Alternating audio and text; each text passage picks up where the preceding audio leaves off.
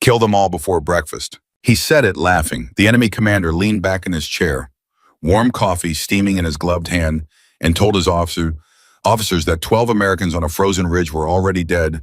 They just didn't know it yet. He didn't send his best men. He didn't need to. 12 soldiers, one radar station, 48 hours. To him, it was a formality, a cleanup. He would eat breakfast on that ridge and step over the bodies to do it. What he did not know, what no one in that valley knew, was that one of those 12 was a woman he would spend the rest of his short life regretting. Before we go further, if stories of courage under impossible odds move something in you, take 1 second right now to subscribe and follow this all the way to the end and drop the name of the city you're watching from in the comments so I can see just how far Rachel Kane's story has traveled tonight. Now, let's begin. The helicopter drops Staff Sergeant Rachel Kane onto Blackstone Ridge at 1400 hours, and the first thing she did was count the men who were going to die. She didn't mean it cruel, it was just how her mind worked now. Habit, arithmetic. 11 soldiers unloading crates in the wind, plus one lieutenant already walking toward her with the tight jaw of a man who'd read a mission file he didn't like. 12. She counted them the way other people counted stairs, and she hated that she counted them, and she counted them anyway. Staff Sergeant Kane, Lieutenant Cole Mercer had to raise his voice over the rotor wash. Glad they sent someone who knows what she's doing. That remains to be seen, sir, Rachel said. He almost smiled. Almost. Walk with me. They walked. Mercer talked fast the way officers do when they're trying to sound more sure than they are. The radar station behind them was a squat gray box bolted into the mountain feeding early warning data down the line, and their job was simple. Hold it. 48 hours. Then a relief column would roll up the pass and they'd all go home, and this would be a story they told at reunions. You believe that, sir? Rachel asked. Mercer stopped walking. Believe what? That it's 48 hours, that the relief column comes. He looked at her a long moment. The wind pulled at his collar, and then he did something she respected him for. Immediately, he told her the truth. No, he said, I don't. Command says 48, but command is 300 miles from here. And I've been up on that Overwatch shelf with binoculars all morning, and I don't like the geography, I don't like the valleys, and I don't like that there's exactly one road in and one road out, and the enemy sits on the better end of both. Then why say 48 hours to the men? Because a scared soldier fights worse than a hopeful one. He rubbed his eyes. You know that. I know that, Rachel agreed. He led her up to the shelf where she'd be working. It was the highest point that a human being could reasonably hold a broad lip of rock with a clear line down into 3 separate approaches, the western face, the southern slope, the frozen river delta to the north. Whoever came for the station had to come through one of those 3. She saw it in a single sweep. The whole battlefield laid itself out in front of her like a table set for dinner. This is your Overwatch, Mercer said. This is where I want you. Rachel didn't answer right away. She was already reading the ground. Already doing the things she did. Distances resolved themselves. That ridgeline was 800 meters. That dead tree by the river 400. The choke point where the western trail bent around the rock 310, maybe 320, a place where men would have to bunch up because the ground gave them no other choice. Kill funnels, blind angles. The wind coming off the glacier that would push a bullet left if she didn't account for it, and she would account for it. Sergeant, Mercer's voice had changed, softer. I have to say something, and I need you to hear it as a fact, not an insult. Say it. He hesitated before saying the truth. She watched him gather it. You can't hold that position alone. The wind filled the silence. Down below, one of the young soldiers laughed at something, a bright, easy laugh, a kid's laugh, the kind that didn't belong up here. Rachel Kane didn't argue with the lieutenant. She didn't tell him about angles or fields of fire or the 400 hours she'd spent behind a scope learning that a single rifle in the right place does the work of 30 men in the wrong one.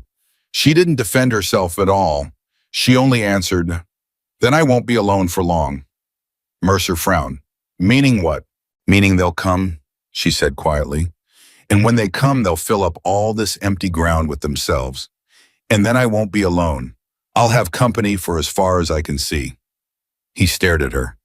Something moved behind his eyes, not fear exactly, but the recognition of it. The understanding that he'd been handed a soldier who was already somewhere he couldn't follow. He opened his mouth, closed it, and then just nodded and left her there. Rachel set her rifle down on the rock, unrolled her mat, and began to build her world. She had done this before, too many times.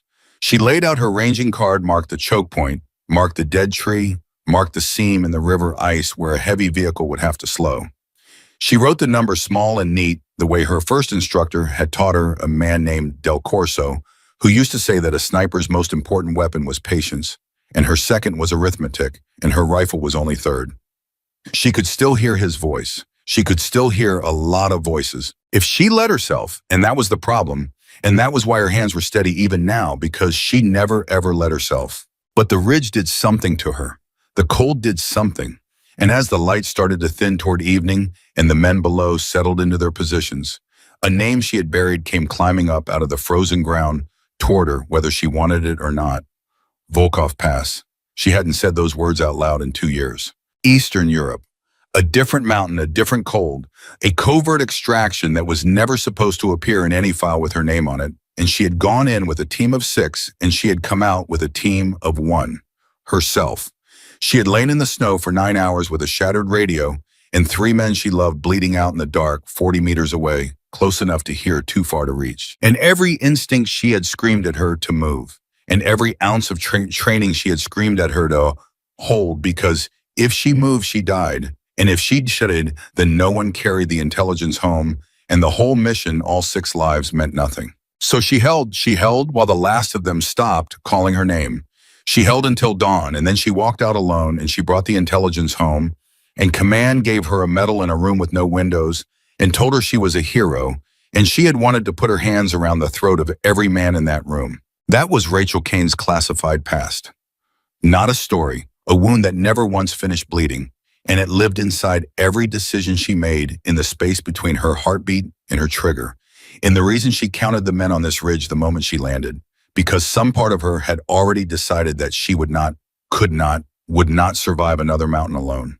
She shut the memory in its box. She checked her rifle. And across the valley, 5 kilometers away, in a heated command tent, the man who intended to kill her finished his coffee. His name doesn't matter. He would want you to think it mattered. He had a whole life built around the idea that his name mattered: the medals, the reputation, the young officers who laughed when he laughed and went quiet when he went quiet. He'd been handed the intelligence packet that afternoon, and it was thin, almost insultingly thin, and he read it twice looking for the trick, because there is always a trick. 12, he said. 12 confirmed, sir, his intelligence officer replied. 1 infantry element, standard defensive posture, a single radar asset, no armor, no air support within response range. Weather is closing the passes. 12 men to hold that ridge for 48 hours. The commander smiled. Do they know they're a joke? Sir, it's a sacrifice. Someone up their chain wrote them off. You don't put 12 men on a rock like that unless you have already decided to lose the rock and you want it to cost the enemy something first. He tapped the map. They're bait, and I don't take bait, so I'm not going to be careful. I'm going to be fast. He looked around at his officers. Full assault, all 3 approaches. We take the ridge tonight, we hold it by morning, and I want it done before breakfast. They laughed because he laughed. And that right there was his first mistake. The mistake that would unravel everything, the one he would not understand until it was far, far too late. He read the numbers. 12 men, 1 rifle each, no armor, no air. He did not read the woman, because the intelligence packet said 1 designated marksman attached. And to him, that was a footnote, a detail, the kind of thing you skim past. He had faced marksmen before. They slowed an assault. They cost you a few soldiers. You absorbed it. You flanked them. You rolled over them. A marksman was a problem you solved with numbers, and he had numbers. And so he never once stopped to ask the only question that mattered. Who is she? Up on the shelf, Rachel didn't need to ask who he was. She'd known men like him her whole career.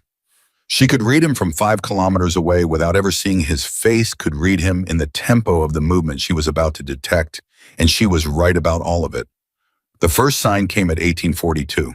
She was scanning the Western Valley through her thermal optic, slow, methodical, left to right and back again. The way you scan when you have decided that boredom is a weapon and patience is a weapon, and you intend to use every weapon you have. And in the gray-green wash of the thermal image at the far tree line, she saw something that made her whole body go still. Heat. Not one signature. Not the wandering warmth of an animal. A pattern. Points of infrared discipline, spaced too evenly, moving too deliberately, winking on and off as men passed behind cover, and emerged again the unmistakable geometry of a coordinated force staging for movement. She counted the signatures the way she counted everything. And then she stopped counting because there were too many and because the number didn't matter anymore. What mattered was the shape. She keyed her radio. Her voice when it came was flat and calm, and it made the hair stand up on the back of Lieutenant Mercer's neck when he heard it. Overwatch to command. I have movement all Western Valley tree line, multiple squad-sized elements. Infrared discipline is too good for scouts. Mercer's voice crackled back. Say again. You've got what? I've got a formation, sir. This is not a probe. A pause. She could hear him thinking. She could hear him hoping. Kane, are you sure? Command said. The passes were closing. Nobody moves a real force through weather like this. That's exactly why they're doing it now, Rachel said. The weather that stops our reinforcements, stops our air support, and it stops us calling for help.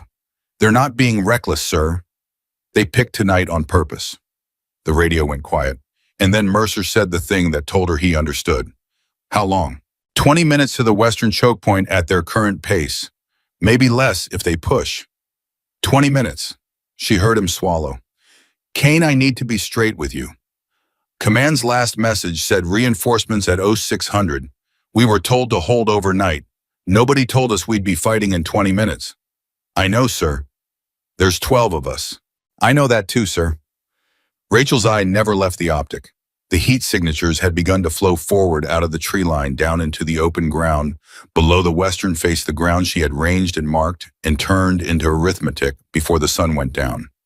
They were coming up the exact approach she had prayed they would take because it was the only approach that made sense. And because a good commander goes where the ground pushes him. And this commander thought the ground was pushing him toward 12 dead men. She watched them come. 22 of them she would learn later in the first wave. 22 trained fighters advancing with confidence, weapons ready, spread in a decent formation. An enemy point man out front and the command element clustered a little too close in the center, the way command elements always cluster when they're sure they're winning. They advanced confidently. They had no idea they were already inside Rachel Kane's firing solution. Down in the station, she could hear Mercer moving the men, his voice going door to door, low and steady. On me, on me. We've got contact incoming on the west. Ortega, you're on the gun. Reyes, ammo. Everybody breathes. Everybody breathes. Good instincts. A good officer.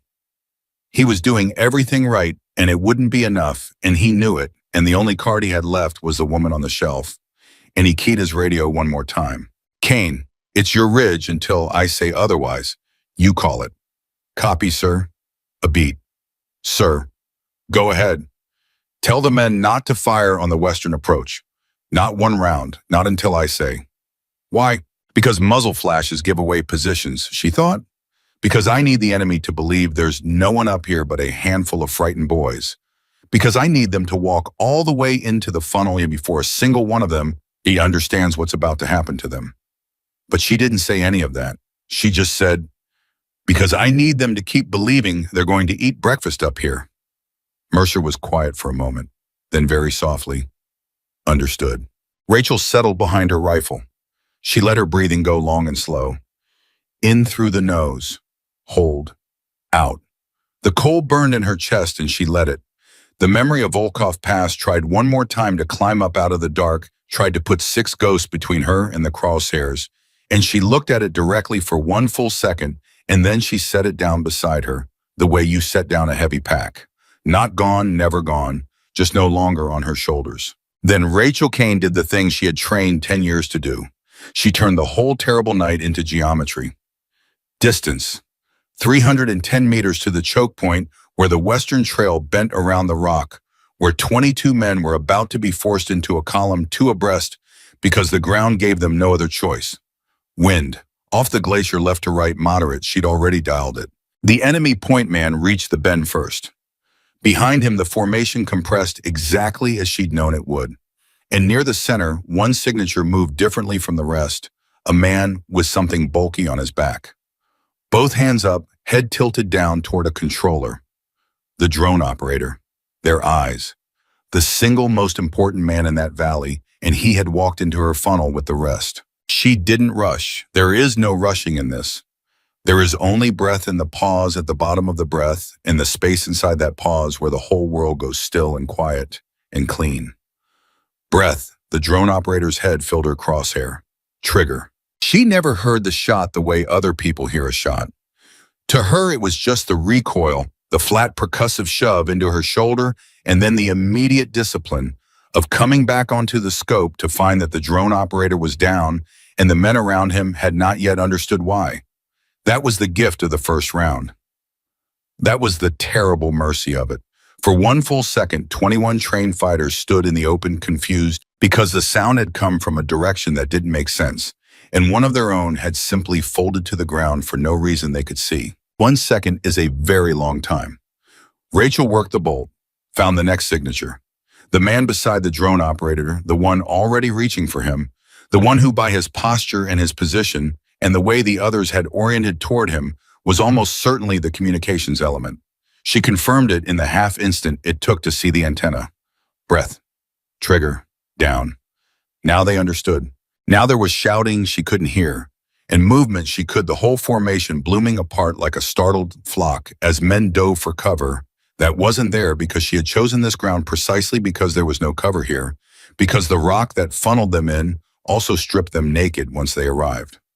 Someone returned fire, wild panic spraying up at a ridge they couldn't even locate. Rounds cracking off stone 30 meters from her position because they were shooting at where they imagined a normal shooter would be, and she was not a normal shooter, and she was not there. She was already on the third man, the one who had started shouting orders, the one the others had turned to look at, which told her everything, because when a chain of command is cut, the survivors always turn toward whoever is left, and by turning they point him out. He was pointing up the slope, trying to organize a rush, trying to seize back the 2 seconds she had taken from him. Breath. Trigger. The chain of command collapsed instantly. Down in the station, Mercer was pressed against the wall of the radar building with his rifle up and his heart going like a hammer, and he was hearing something he had never heard in his life. He was hearing an assault die.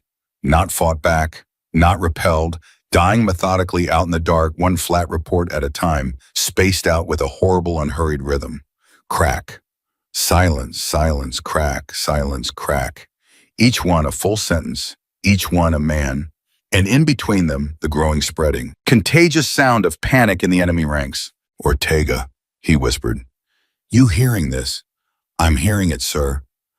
The young machine gunner's face was white. That's just her. That's just one rifle. That's just one rifle, Mercer agreed. Up on the shelf, Rachel had stopped thinking in words. There was no room for words. There was only the loop, the beautiful and terrible loop she had lived inside 100 times, fine. Breathe fire cycle, fine. And the enemy had stopped being men to her, which was the only way she could do this, which was the thing that woke her at 3 a.m. for the rest of her life. They were signatures, they were problems. They were arithmetic she was solving as fast as the arithmetic presented itself. The ones who ran she let run at first because running men spread fear and fear was a weapon. The ones who tried to hold, who tried to be brave, who tried to rally the others and push forward through it, those she took first, one after another, because courage in that funnel was the most dangerous thing they had, and she would not permit it to organize. A man near the back made a decision to be a hero. She could see it in him even at 300 meters, the way he rose up out of his crouch and turned to wave the others forward, the way his mouth opened to shout the words that would put a spine back into the assault. She never let him say them. And that was the moment she'd tell you later, in the rare times she told anyone anything. That was the moment the first wave truly broke. Not the drone operator, not the comms man, that one, the brave one. Because when the others saw the bravest among them drop mid-shout, something went out of them that no amount of training puts back. The will, the belief, the private lie every soldier tells himself that it won't be him. They ran. All of them, save the ones who could still run, throwing away the assault in their formation and their commander's promise of breakfast, scrambling back down the western face toward the tree line. And Rachel Kane lay on the cold rock and let most of them go because she had made her point, and because ammunition was arithmetic too, and because the ones who lived would carry the story back into that valley better than any radio could. She keyed her mic. Her breathing had barely changed. Overwatch to command. Western approach is broken. First wave in retreat. Silence on the net. Command, acknowledge.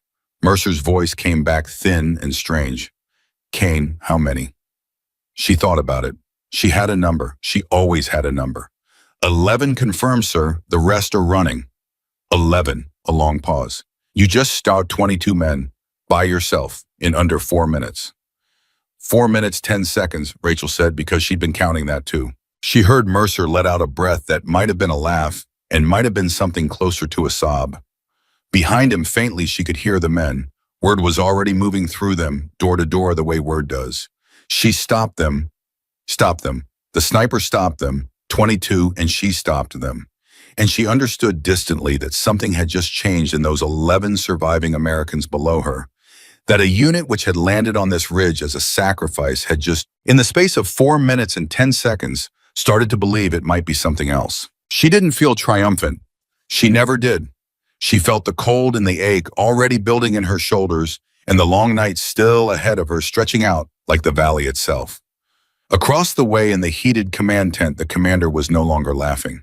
He stood over the map, and he listened to his officers stumble through a casualty report that made no sense to him, and he kept asking the same question in different ways because he could not make the answer fit inside his understanding of the world. How many of their positions fired on us? That's what doesn't add up. The survivors report a single firing position, one shooter, elevated, west of the station. One. He put both hands flat on the map. One shooter stopped an assault by 22 of my men. Yes, sir. And the survivors, how many came back? The intelligence officer looked at the floor. 11, sir. The commander was very still for a long moment. Outside, the wind was rising the storm he had counted on to trap the Americans now moaning across his own tents. And for the first time, a small cold thing turned over in his chest that he did not have a name for and did not want to name. 11 men down, he said slowly, to one rifle. Yes, sir. He looked at the ridge on the map. That thin black line of contour, that footnote positioned those 12 soldiers he had already stepped over in his imagination. And somewhere up on that line was one shooter who had just rearranged everything he thought he knew. We are not fighting 12 soldiers, the commander said quietly, and his officers went very still because they had never heard that tone from him before. We are fighting her. He would send a second wave. Of course he would. He was not the kind of man who could stop, and pride is its own kind of gravity. And there were things at stake now beyond the ridge, his name, his reputation, the laughter of young officers that could so easily turn into silence. He would come again, and this time he would come smart. Armor down the frozen river, infantry from the south, mortars and drones in a system, not a rush, a machine built specifically to break the single point of resistance that had humiliated him. But that was still to come. For now on Blackstone Ridge, the first wave was over, and Staff Sergeant Rachel Kane lay in the dark, in the cold, one woman on a shelf of rock, and reloaded and set out her ranging card once more, and began with the patient and unhurried arithmetic that was the only thing that had ever kept her alive, to prepare for the next set of men her enemy would send her way. Below her, 11 Americans lived who had been sentenced to die. Above her, the storm gathered its strength. And out in the frozen dark, the second wave was already forming up. She wasn't alone anymore, just like she'd said. The commander did not sleep that night, and by the time the sky over the valley had gone from black to the color of old iron, he had built something he was certain would work. He stood over the map at 400 hours with 3 officers around him, and he no longer spoke like a man who had promised anyone breakfast. He spoke like a man who had been embarrassed and intended to make someone pay for it. She fired from here, he said, tapping the western shelf. Elevated, one position. She let the drone operator get close, which means she was watching for him, which means she is smart, which means we do not send her another target she can read. Then what do we send, sir? Everything. At once. From 3 directions. He dragged his finger across the frozen river delta to the north. Armor comes up the ice. She has no anti-tank position that can cover this, and the western face at the same time the geometry won't allow it. Infantry pushes the southern slope while the armor draws her eye north. And this time the drones stay high and stay moving. She killed my last operator because he walked into her range. These operators will never leave the tree line. The intelligence officer hesitated. Sir, if she's as good as last night suggests splitting our approach means she engages each element in sequence. She is one rifle. The commander's voice cut him off flat. One rifle cannot be in three places. Last night we gave her one problem and she solved it. Tonight we give her three problems at once and we see how good her arithmetic really is. It was Rachel would later admit a genuinely good plan. It was the plan she would have feared most. And she knew it was coming before a single vehicle moved because at 4:22, her thermal optic caught the wrong kind of heat on the Fosen River to the north. Heat that didn't walk, heat that rolled big blooming engine signatures, grinding out onto the ice where no infantry would ever choose to be exposed. She keyed her radio. Overwatch to command. I have armor. North, on the river ice. Mercer's voice came back instantly. He hadn't slept either. Say again, armor. They got vehicles up the delta. 2, maybe 3, tracked, moving slow because the ice won't let them move fast. A pause as she swung her optic south, some instinct pulling her, and her stomach dropped. And I've got infantry massing on the southern slope. Squad strength at least. Sir, they are coming from 2 sides at once. 2 sides. She heard him working it, heard the arithmetic land on him the way it had already landed on her.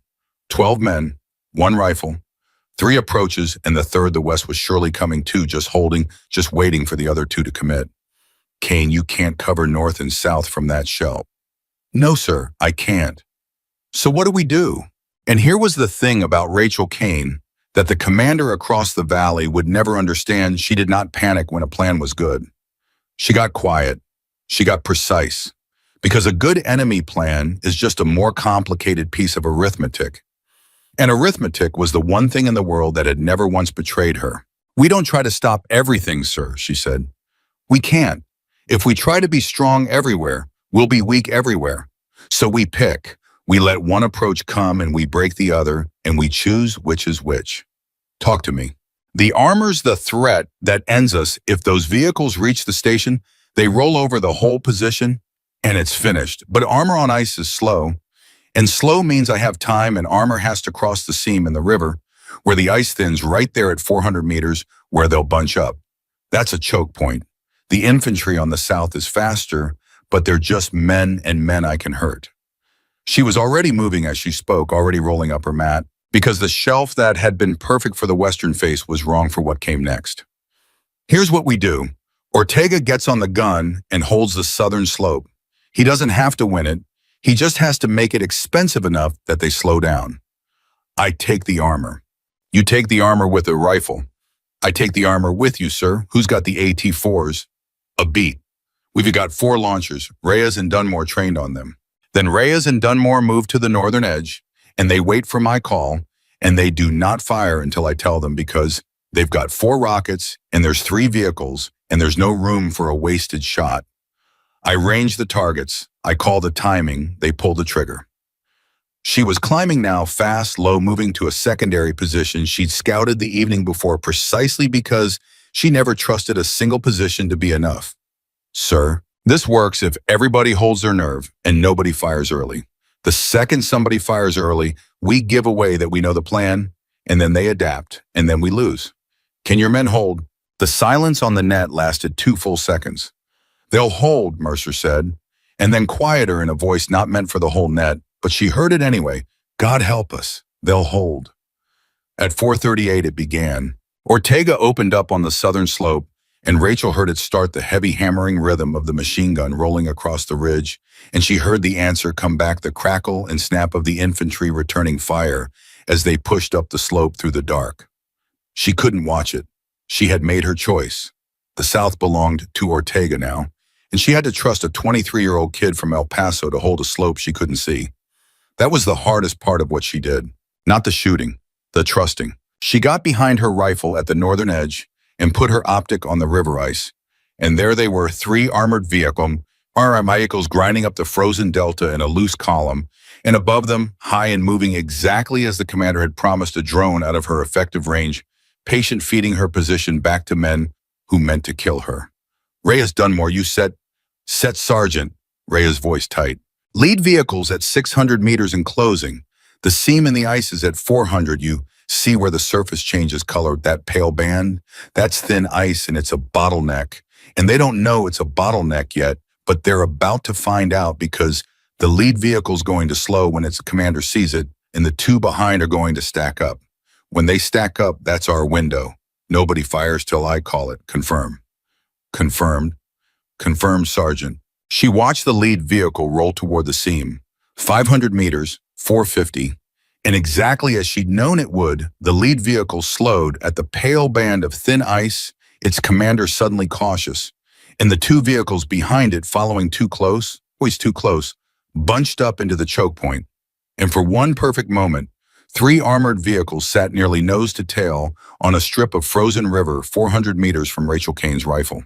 Rhea's lead vehicle, Dunmore rear vehicle.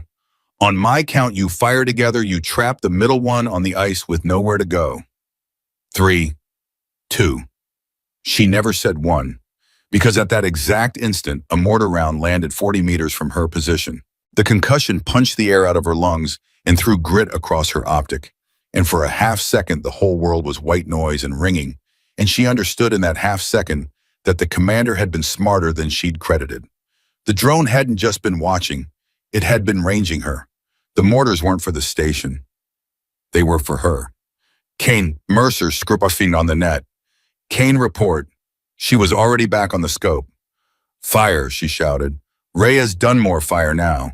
2 rockets crossed the ice. Reyes hit the lead vehicle clean, and it stopped as though it had run into a wall, a black bloom of smoke swallowing it. Dunmore's rocket went slightly wog. The mortar had rattled him too, the shock wave rolling all the way to the northern edge, and it struck the rear vehicle a glancing blow that stripped a track and slewed it sideways across the seam, and that was almost better than a kill, because now the choke point was truly blocked, 1 dead vehicle in front and 1 crippled behind. And the middle vehicle sat trapped on the thin ice with the whole weight of 3 tracked vehicles, now stressing a surface that had never been meant to hold them. Rachel heard it before she saw it, a long, low groaning crack that rolled up the river like something waking. The ice gave way. The trapped middle vehicle dropped through the frozen surface, nose first, its engine screaming, and then drowning, and the water and the cold did in 9 seconds what her rifle would have needed a miracle to do. The northern assault, the armor, the threat that ended, everyone gone.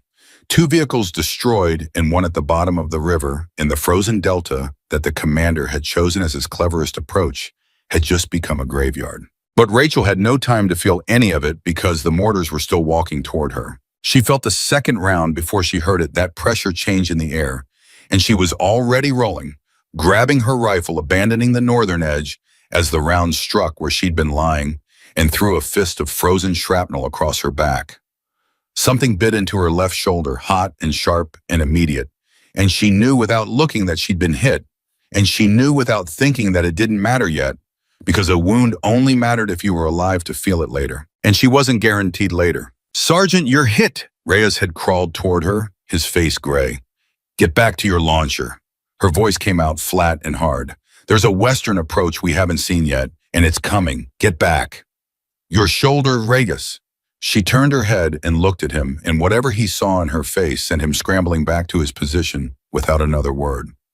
Down on the southern slope, Ortega was in trouble. She heard it in the change of his fire, no longer the steady, controlled bursts, but long, ragged strings, the sound of a man who was being pushed, and then over the net, his voice cracking with strain. They're in the rocks. I can't depress the gun enough. They're under my angle. They're gonna get inside my line. Ortega, hold. Rachel was moving again, dragging herself and her rifle back toward the western shelf, her left arm screaming with every pull, her whole sleeve gone warm and wet. How many got inside? 6, maybe 8. They're 40 meters and closing. Mercer, she barked. Mercer, Ortega's about to be overrun on the south. You need bodies down there now. On it.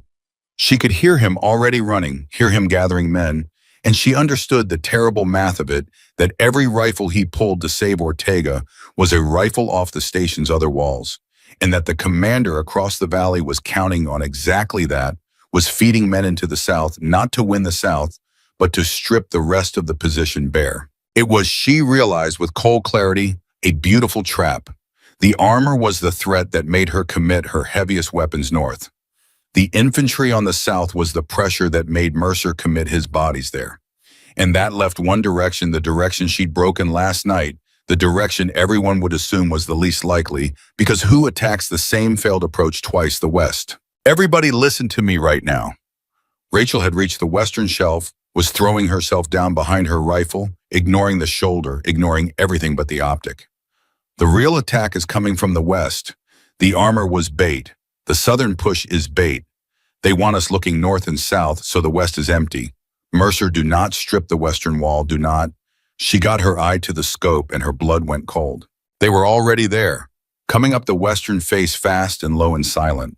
No confident advance this time. No formation to read a lean, spread disciplined element, moving in bounds, one group covering, while another rushed real professionals, and at their head 3 figures carrying something bulky and cylindrical on their backs, with a wand extended forward, and she knew what those were. She'd seen what those were, and the word landed in her chest like a stone. Flamethrowers. "Contact west!" she screamed into the net. "Contact west! This is the main effort, flamethrower teams on the western face. I need fire on the west now." But the men were on the south. Mercer had already committed to save Ortega, 3 rifles pulled to the southern wall, and the western approach that Rachel had bled to break last night was open. And up it came the thing the commander had been building all night. Not a wave of ordinary men, but the point of the whole spear. And she was the only rifle that could see it. One woman with a torn shoulder on a shelf of frozen rock. And the entire architecture of the enemy's plan had funneled down to this single instant where everything either held or didn't. She did the only thing she knew how to do. She turned it into geometry. The lead flamethrower operator was at 280 meters, moving in a rush, and a rushing man in a bound has a rhythm, a moment where he plants and rises and commits his weight. And Rachel had watched 10,000 men move in 10,000 bounds, and she found his rhythm in 3 steps, and she breathed, and she waited for the plant. Breath, he planted, trigger. The flamethrower operator dropped, and the fuel tank on his back did what fuel tanks do when a round finds them, and a ball of orange fire bloomed on the western face bright enough to wash out her whole optic for a second. And every rushing man behind him hit the ground at once, because there is nothing on earth that halts an assault, like seeing the man in front of you turn into a torch. "West is real," she shouted again. "Mercer, I've got 2 more flamethrower teams and they're going to ground. I need those rifles back on the west, or they're going to wait me out and rush in numbers." "Ortega's overrun." Mercer's voice was ragged with running. "Kane, if I pull off the south right now, Ortega dies." And there it was, the impossible choice the commander had engineered. Save the west or save Ortega. 2 men she could not save at once. 2 directions and 1 decision and no time. And Rachel Kane had made this exact kind of choice before on a different mountain, in a different snow. And she had made it wrong or made it right. She still didn't know which. She only knew that 3 men had stopped calling her name in the dark, and she had lived, and they hadn't, and she had spent 2 years unable to decide whether holding had been courage or cowardice. She was not going to live inside that again. "Send the men back to the west," she said, and her voice was very calm now, the calm that scared people. "I'll get Ortega." Kane, you're on the shelf. Ortega's on the southern slope. That's 150 meters of open ground with a torn shoulder. Send them west, sir." She was already up, already grabbing her rifle, already committing in the way you commit when the alternative is watching another good soldier die within earshot. Ortega, you hearing me? I hear you." His voice was almost gone under the noise. "You've got men inside your line. I can't shoot them off you from here. They're too close to you. I'd hit you. So here's what you do. On my mark, you stop firing and you go flat all the way, flat. You put your face in the dirt and you do not move. When they see the gun stop, they'll rush it. And when they stand up to rush it, I'll have my angle. You understand, you have to stop firing and lie down and trust me." A silence that lasted a lifetime. "You want me to stop shooting and lie down while they charge me?" "I want you to trust me, Ortega." She heard him breathing. She heard underneath it the sound of men closing in on a machine gun position. And she knew that what she was asking was the single hardest thing you can ask a frightened soldier to do, to make himself helpless, to bet his entire life on a voice on the radio. "Okay, Sergeant," Ortega said. "Okay, I trust you." The gun stopped. And exactly as she'd known they would, the men who'd been pinned by that gun rose up out of the rocks to rush the sudden silence. 6 of them standing at once, sure they'd killed the gunner, or driven him off, breaking their cover, in the oldest mistake in war, mistaking a pause for a victory. Rachel was ready. She'd repositioned to see the southern slope on a hard diagonal, a brutal angle, a shot she had no right to make, with a wrecked shoulder in the dark. But she wasn't thinking about the shoulder. She wasn't thinking about anything. She was inside the loop, the clean, cold place where there was only breath and distance, and the plan of a man's weight, and she took them the way she'd taken the western funnel the night before.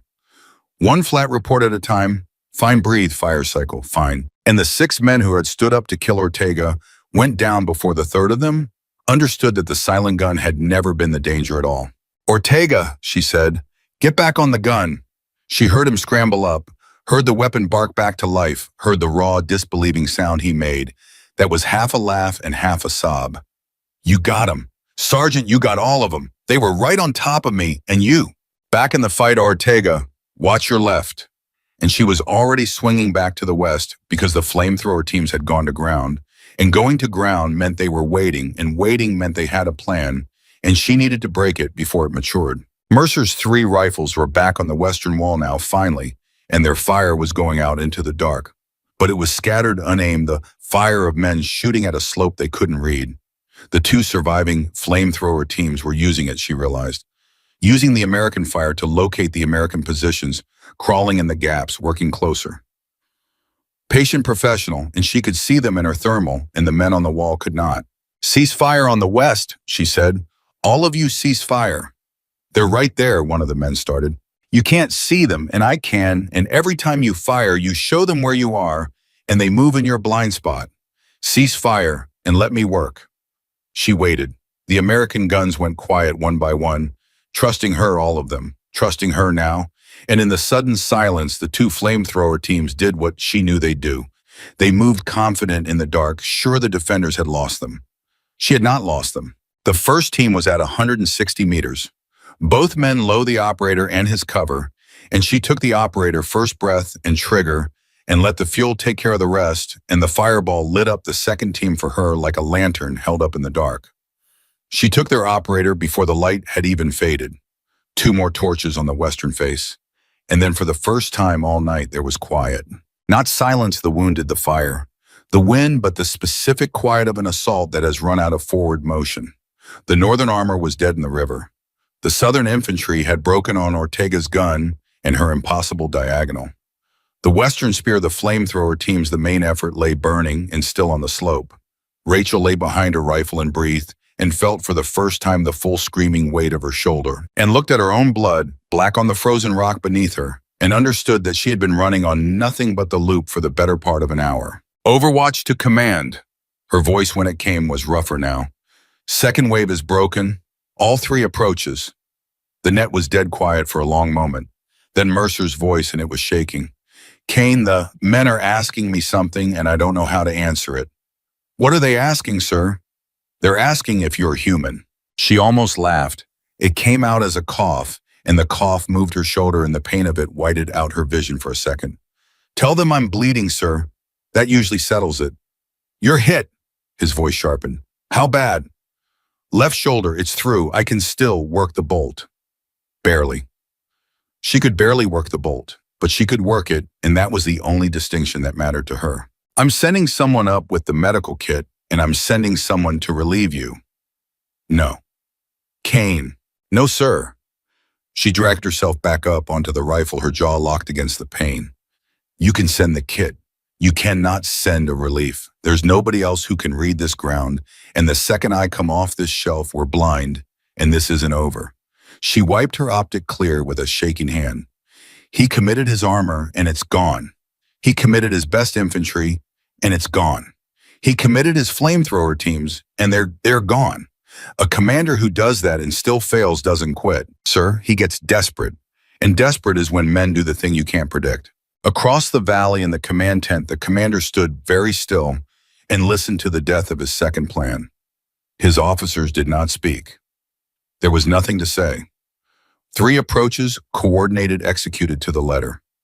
Everything the doctrine promised, and 1 rifle on 1 shelf had unmade foam of it had turned his armor into a graveyard under the ice and his best men into torches on a slope. And he had felt something tonight that he had not felt in 20 years of war. He had felt afraid. Glenn. Sir, the intelligence officer finally said very carefully, "We've lost the armor. We've lost the flamethrower element. Our infantry is combat ineffective. I recommend we withdraw and wait for the weather to clear and bring in air." "No. Sir, with respect, we cannot take that ridge. We cannot take that ridge with soldiers." The commander turned and his face had changed, gone to something cold and final, and much worse than anger. "So we do not send soldiers. I have a team held in reserve. The team we do not talk about. The one that does the work that regular men can't." He looked back at the ridge on the map, at that thin black contour line that had cost him more tonight than any objective in his career. "She has beaten my army, so I will not send her my army. I will send her the men who were built to kill exactly 1 person and disappear." The intelligence officer went pale. "Sir, those are, I know what they are." The commander's voice dropped. "Ready them, full kit, every advantage. Coordinated fire drone control the works. I want them on that ridge before dawn, and I want that shooter's body brought to me so I can look at the face of the person who did this." He stared at the map a moment longer. "1 woman," he said softly, almost to himself. "1 woman has done this."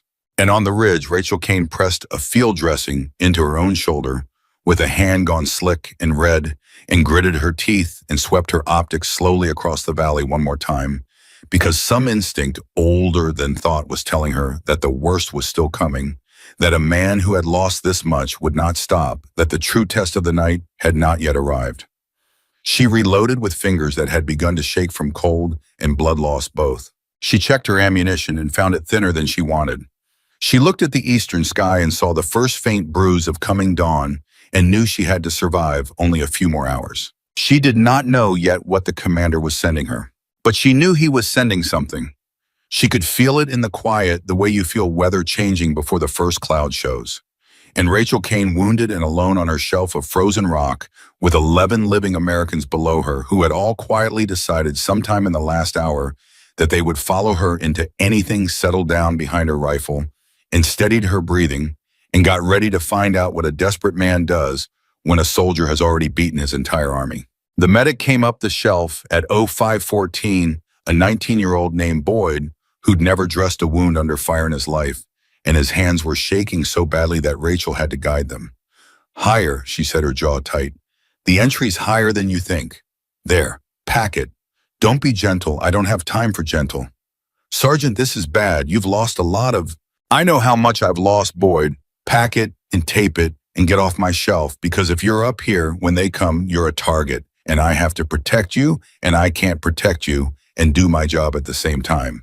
She said it without heat, and that was what made him believe her. And he packed the wound hard enough to make her vision swim and taped it and looked at her with an expression she'd seen before on the faces of young men who just watched someone do something they didn't think a person could do. "They're saying down there that you stopped 2 whole assaults by yourself," Boyd said quietly. "Is that true?" "Nobody does anything by themselves, Boyd. Ortega held the South. Reyes and Dunmore killed the armor. Mercer held the men together." She checked the tape, flexed her left arm, felt the fire of it, decided it would work. "I just did the math. Now get down there and tell Ortega to conserve his ammo, because I don't think we're getting resupplied, and I don't think this is over." Boyd went, and Rachel lay back down behind her rifle in the growing gray light, and she was right that it wasn't over, and she was about to learn just how right. Because at 0531, everything went wrong at once, and it went wrong in a way she had never seen in her life. The first thing was the drones, not one this time. 3 of them, and they came up out of the tree line to the west high and fast and spread wide, and they did not behave like the reconnaissance drone she'd killed the first night, the one that had wandered close and paid for it. These moved with intent, with coordination, holding altitude and distance, boxing the ridge from 3 angles at once, so that no matter where she pointed her rifle, at least one of them had eyes on her. She tracked the nearest and found it well outside her effective range, and she understood immediately what that meant. These operators had studied her. They knew exactly how far her rifle reached, and they were flying 100 meters past it, deliberately, mockingly, and they were feeding her position to someone in real time. Overwatch to command, her voice was low. 3 drones, western tree line, all of them out of my range and staying there. This is different, sir. These aren't scouts. These are somebody's eyes, and they're being flown by professionals. Copy. Mercer's voice had gone tight. What do you need? I need to know if you've got anything that reaches farther than my rifle, because right now they can see me and I can't touch them. And that's a problem that gets people killed. We've got nothing, Kane. What we've got is what you see. She'd known that would be the answer. She'd asked anyway, because you always ask, because sometimes the answer surprises you, and this time it didn't. 3 sets of eyes she couldn't blind, feeding her position to an enemy she couldn't yet see. It was the worst tactical situation she'd been in since Volkov Pass, and she felt the old mountain reaching for her. Felt the snow and the dark and the sound of men who'd stopped calling her name, and she shut it in its box hard. Because there was no room for ghosts, there was only the loop. The second thing that went wrong was the fire. It came in from the western face, and it was nothing like the fire of the first 2 waves. The first 2 waves had shot it where they thought she was. This fire came in precise, disciplined walking across her position in tight, controlled bursts that forced her head down and kept it down, and it came from multiple positions at once in a way that told her the shooters were talking to each other, coordinating one element firing while another moved. The exact bounding advance she'd broken among the flamethrower teams, except now it was being done by men who did it in their sleep. She got one look before the fire drove her down. One look through her optic at the men coming up the western face, and what she saw made her stomach drop, because they were not moving like the soldiers of the first 2 waves. They were moving like her, low patient, using every fold of ground, never exposing more than they had to, never bunching, never giving her the funnel she'd used twice already. There was no formation to read because they had no formation. There was no command element clustered in the center because they didn't cluster. They were spread across the western face like water finding cracks in a rock, and every one of them was a professional, and she counted at least 8 of them and knew there were more she couldn't see. Special forces. The commander hadn't sent her his army. He'd sent her the men he didn't talk about. Command, this is Overwatch. She had to say it between bursts, her face pressed to the rock grit stinging her cheek. The 3rd wave isn't infantry. It's a special operations element. 8 to 12 men, professional, coordinated, drone-directed. They're not going to walk into a kill zone, sir. They're too good for that. They're going to work the angles and surround the position and clear us room by room, and they're going to do it well. The net was silent for a moment. Then Mercer in his voice had the flat quality of a man staring at the end of the road. Kane, give it to me straight. Can we hold this? Rachel didn't answer right away, because the honest answer was no. The honest answer was that a dozen tired, thinned-out defenders, one of them bleeding badly from the shoulder, could not hold a position against a full special operations element with drone support and coordinated fire. That was the arithmetic, and the arithmetic didn't lie, and she had built her entire life on never lying to herself about the arithmetic. But she had also learned something at Volkov Pass that wasn't in any arithmetic. She had learned that the whole terrible logic of an ambush depends on the ambush staying where the ambusher expects them to be.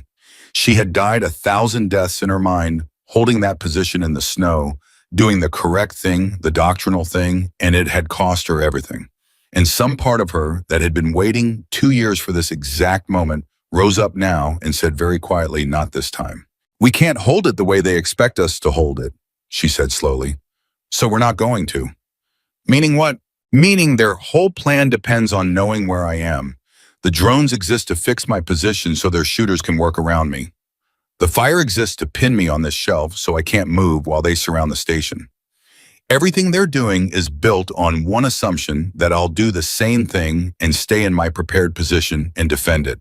She was already thinking it through, already seeing the ground in her mind, the ground above her. The exposed terrain leading to the summit shelf that no sane sniper would ever move into, because it had no cover and no concealment and no reason for anyone to be there, which was exactly why they wouldn't be watching it. Kane, whatever you're thinking, say it. I'm going to leave Overwatch. The silence on the net was total. You're going to what? I'm going to move uphill to the summit shelf. She said it and she felt the insanity of it, and she said it anyway. It's higher than any position they've scouted. It's exposed, which means they've written it off, which means their drones aren't covering it, which means for about 90 seconds while I move, I'll be invisible to them because they're all looking at the position I'm about to leave. And from the summit, I'll have an angle down onto the western face that their bounding advance never accounted for because you can't cover an angle that no one would ever occupy. Kane, if you're wrong, if even one of those drones catches you moving across open ground, then I die in the open instead of dying pinned on this shelf, sir. Her voice softened just slightly. I've held a position exactly the way I was supposed to hold it before. I did everything right. I stayed where I was supposed to stay. And I watched good men die 40 meters away because I did the correct thing. I'm not doing the correct thing again.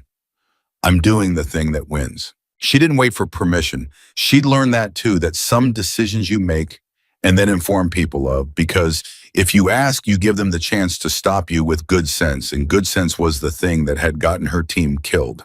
Ortega, she said, in about 30 seconds, I need you to open up on the western tree line. I don't care that you can't hit the drones. I need noise and I need muzzle flash. And I need every one of those operators to look at your gun instead of at the slope above me. Reyes Dunmore, you too.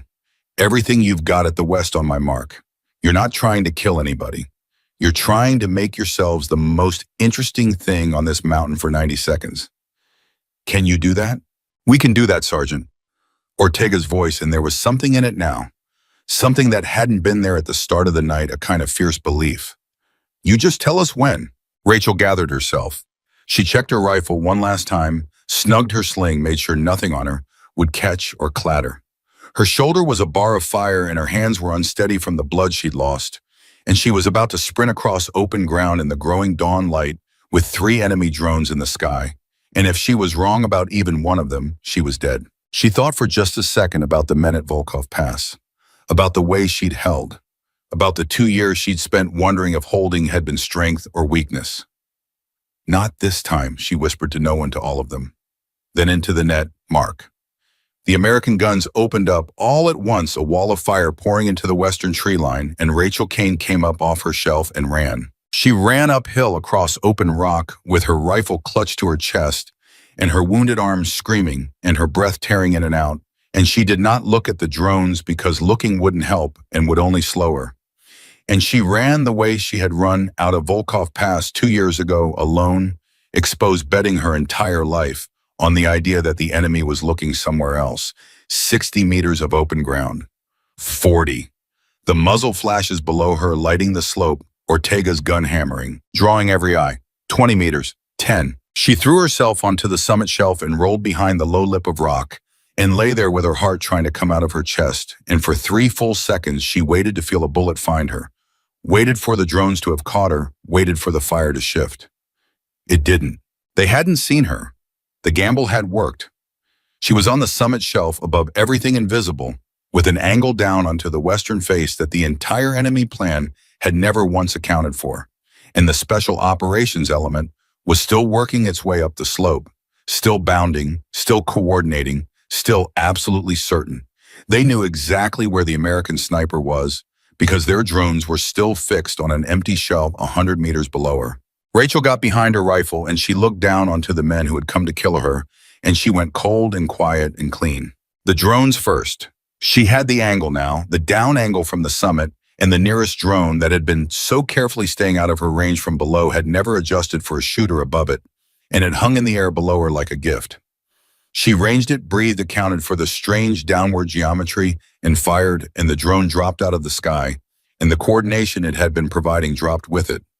That's one, she said softly, and worked the bolt. The special operations element felt it immediately. She watched them feel. It watched the smooth machine of their advance hitch as their eyes in the sky went to 2. Watched them try to understand where the shot had come from, because it had come from above them, from an angle that made no sense, from a place none of them had cleared, because no one clears the impossible ground. And in the 2 seconds it took them to process that their picture of the battlefield had just broken, Rachel took the second drone. That's 2? Bolt. Now they were half blind, and now they were confused in confusion in an element that had built its entire assault on perfect coordination was worth more than any number of bullets. She heard their fire falter. She saw them for the first time all morning do the things she'd needed them to do, expose themselves just slightly as they tried to reorient toward a threat that had appeared where no threat should be. She took the flamethrower operator first.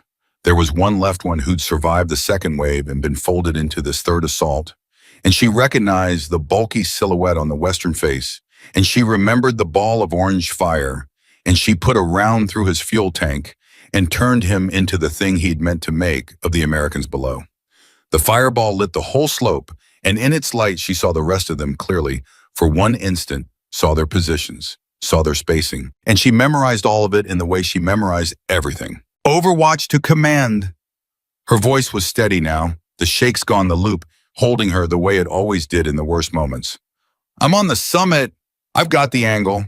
Drones are down to 1, and I'm working on it. Hold your positions and let me thin them out. Kane, Mercer's voice cracked with something that might have been disbelief and might have been hope. You made it. You're on the summit. I'm on the summit, sir, and they don't know it yet.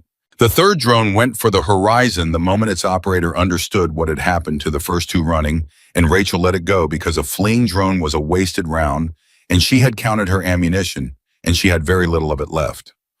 Instead, she turned back to the men, the special operators, the ones the commander didn't talk about, and she began the work she was built for. They were good.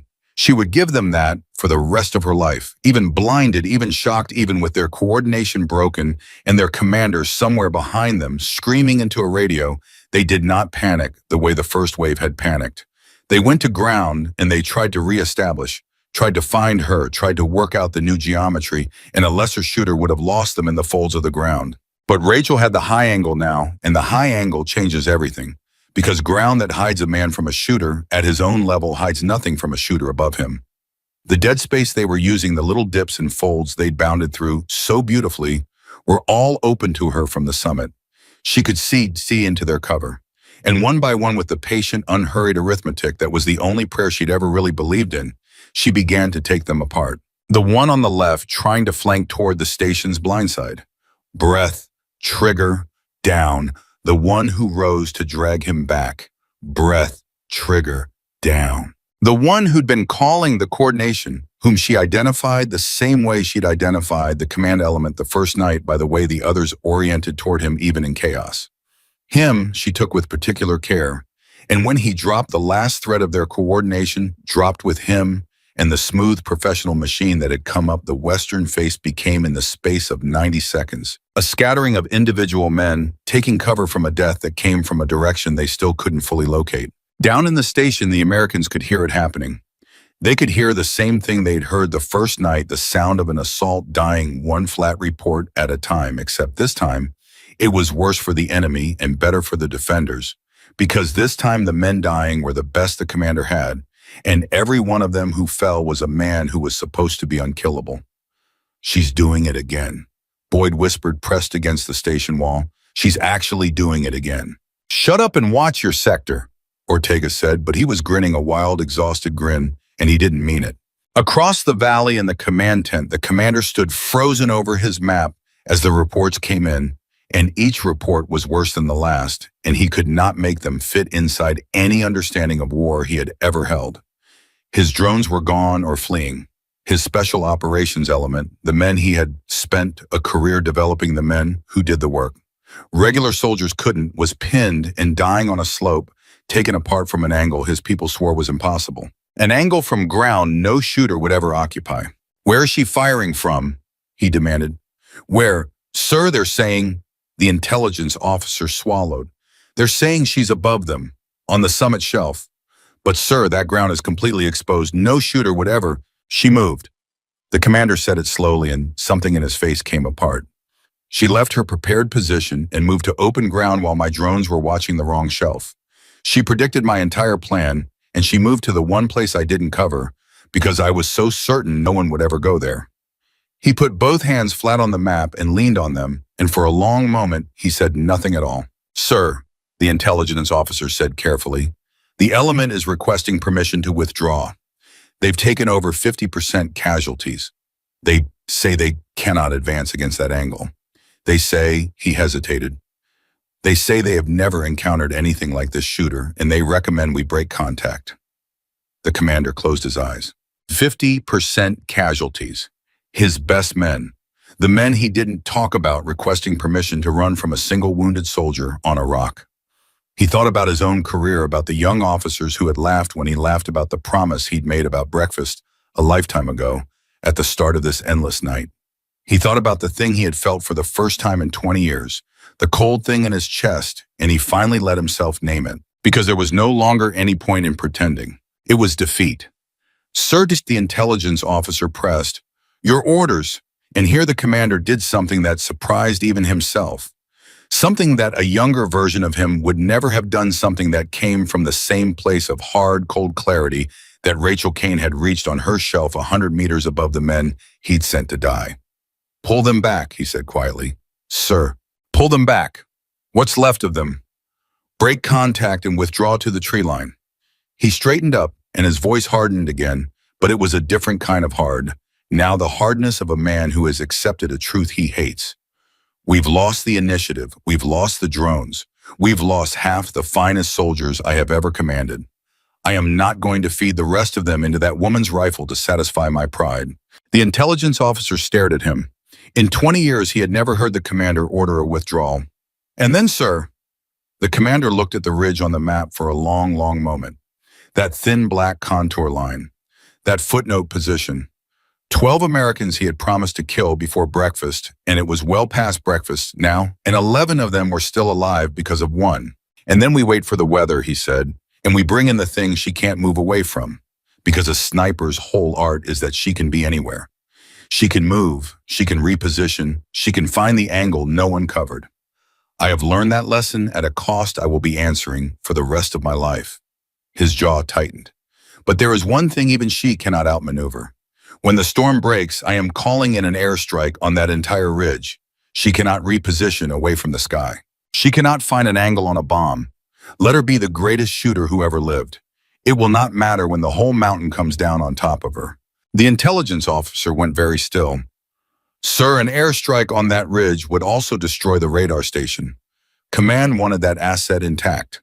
Command, to the commander said, "is 300 miles from here, and command did not spend the night watching that woman unmake my army. I don't want the station anymore. I want her gone. If the only way to kill one soldier is to level the mountain she's standing on, then I will level the mountain." He turned away. "Ready the air element. The moment the weather gives us a window, I want that ridge erased." Up on the summit shelf, Rachel Kane watched the surviving special operators break contact and pull back down the western face, dragging their wounded, no longer bounding, no longer coordinated, just men retreating from a killing ground, and she let them go. She let all of them go. Not out of mercy, she had stopped believing in her own mercy somewhere in the third year of this work, but out of arithmetic, because she had counted her rounds and she had almost none left. And a soldier who wastes her last bullets on a retreating enemy is a soldier who has nothing left when the enemy comes back. And the enemy would come back. She knew that the way she knew the wind, a commander who had committed everything and lost did not simply go home. "Overwatch to command," she said, and her voice was exhausted now all the way down to the bone. "Third wave is broken. They're withdrawing to the tree line." The net erupted. She could hear them, all of them, the whole surviving unit, a ragged cheer breaking out across the station. Boyd and Reyes and Dunmore and Ortega, 11 Americans, who had been sentenced to die suddenly and impossibly alive, and under it, Mercer's voice, thick with something she couldn't name, saying her name over and over. "Kane, Kane, my God, Kane, you did it. You held. You actually held." "I held," she said quietly. She looked out over the frozen valley in the gray dawn light. Below her, burning armor blocked the river delta. The western face was scattered with the fallen. The southern slope where Ortega had nearly died was quiet now.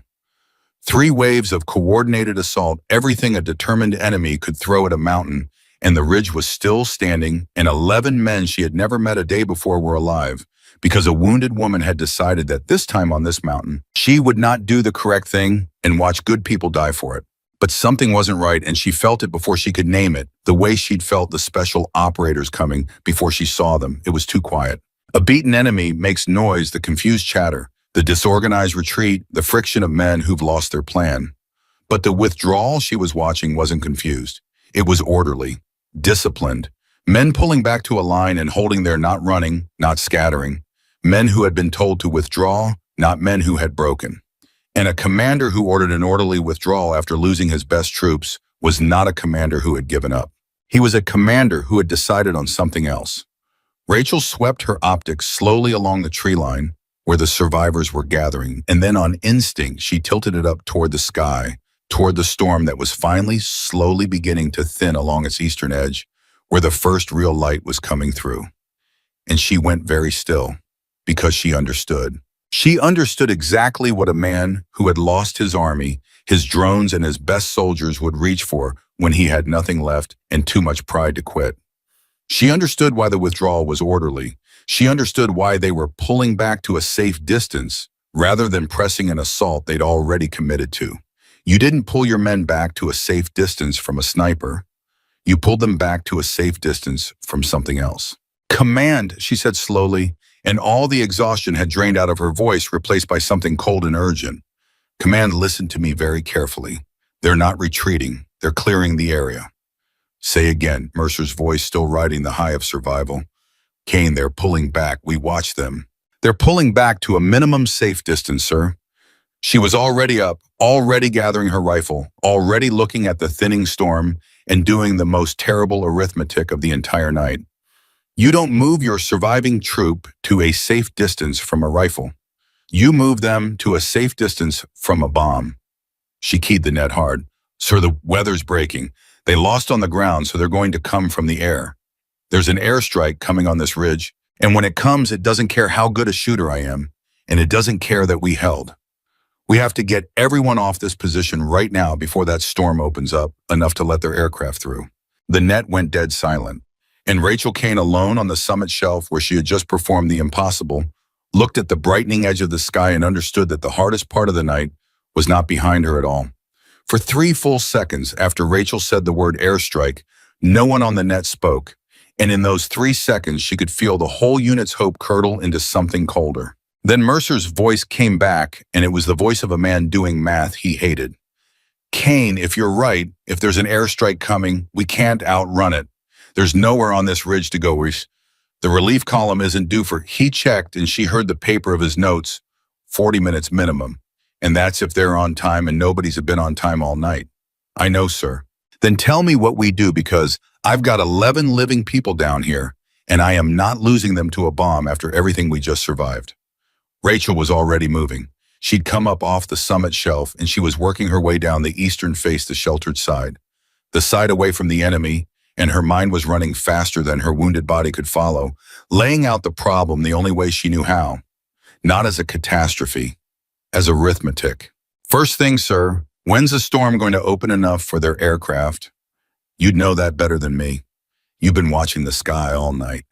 The eastern edge is thinning. I'd give it 15 minutes, maybe 20, before there's a window big enough for a fast mover or a gunship to work the ridge.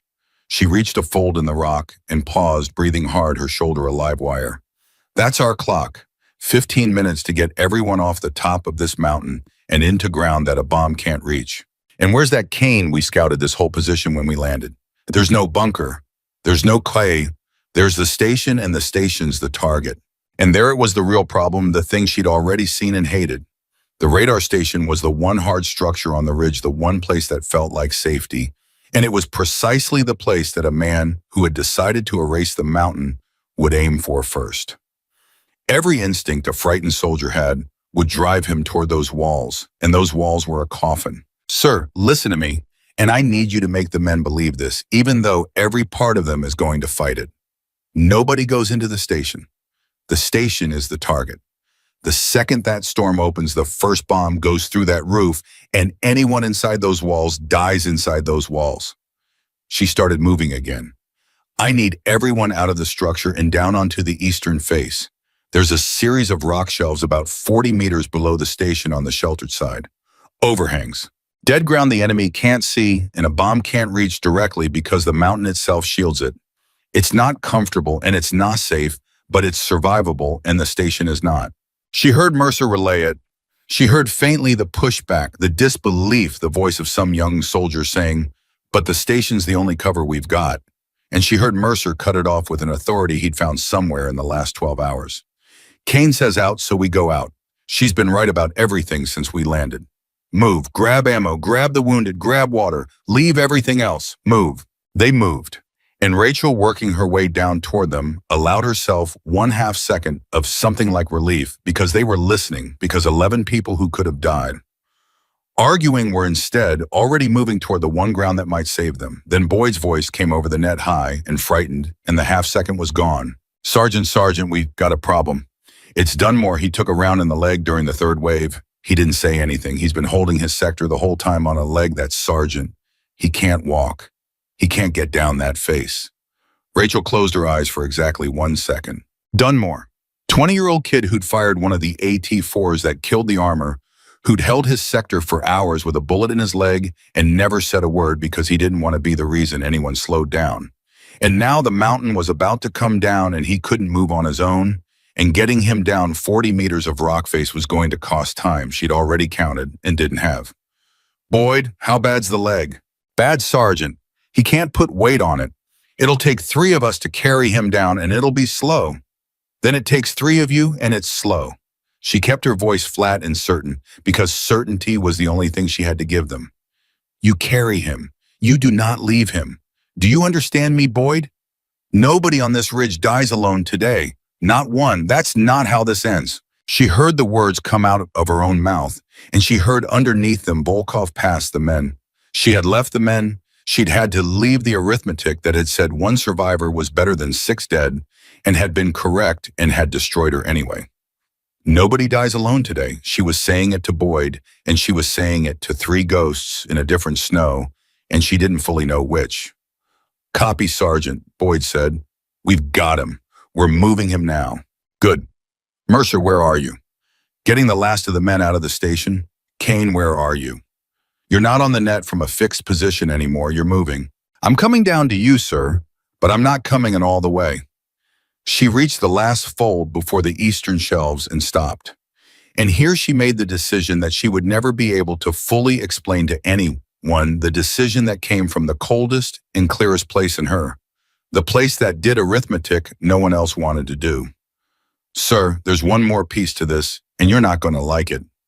"I already don't like it. Say it." "An airstrike needs a target. If the pilots come over that ridge and see nothing, no movement, no heat, no radio, they might still hit the station because that's the coordinate they were given. But if they see nothing at all, there's a chance that they hold their bombs and go back for confirmation because no pilot wants to drop on an empty rock and answer for the fuel. The problem is that the station's radar is still running. It's still emitting. And as long as it's emitting, it's a live target, and it's screaming, 'Here I am,' to every aircraft in that scaresome. The pause on the net was terrible. "You want to shut down the radar?" "The radar's the whole reason we're here, sir. The mission was to protect it, but the mission just changed. Dead radar might make them hesitate. Live radar guarantees the strike." She was already looking back up toward the station, up the way she'd just come 40 meters of open rock, back to the emitting building that was about to become the most dangerous place on the mountain. Somebody has to go back into the station and kill the power to the radar array, and then get out before the window opens. "No," Mercer's voice was immediate and hard. "No, Kane, absolutely not. You're bleeding out. You can barely work a bolt. You are not going back into the target building." "I know the array, sir. I read the station schematics on the flight in because that's what I do. I read everything, and I know exactly which panel kills the emitter and how long it takes. It's 90 seconds inside, maybe less. Anyone else, I have to talk them through it, and that's 4 minutes, and we don't have 4 minutes." She was already moving, already climbing back up toward the station, her body screaming at her, her mind cold and clear. "You get the men onto the eastern shelves. You get Dunmore down. I'll kill the radar, and I'll be right behind you. Kane, that's the arithmetic, sir." She said it gently, almost kindly. "I'm the one who knows the panel, and I'm the one who's already up here. Every other choice costs more time, and time is the only thing we're short on. Get them down. I'll meet you on the shelf."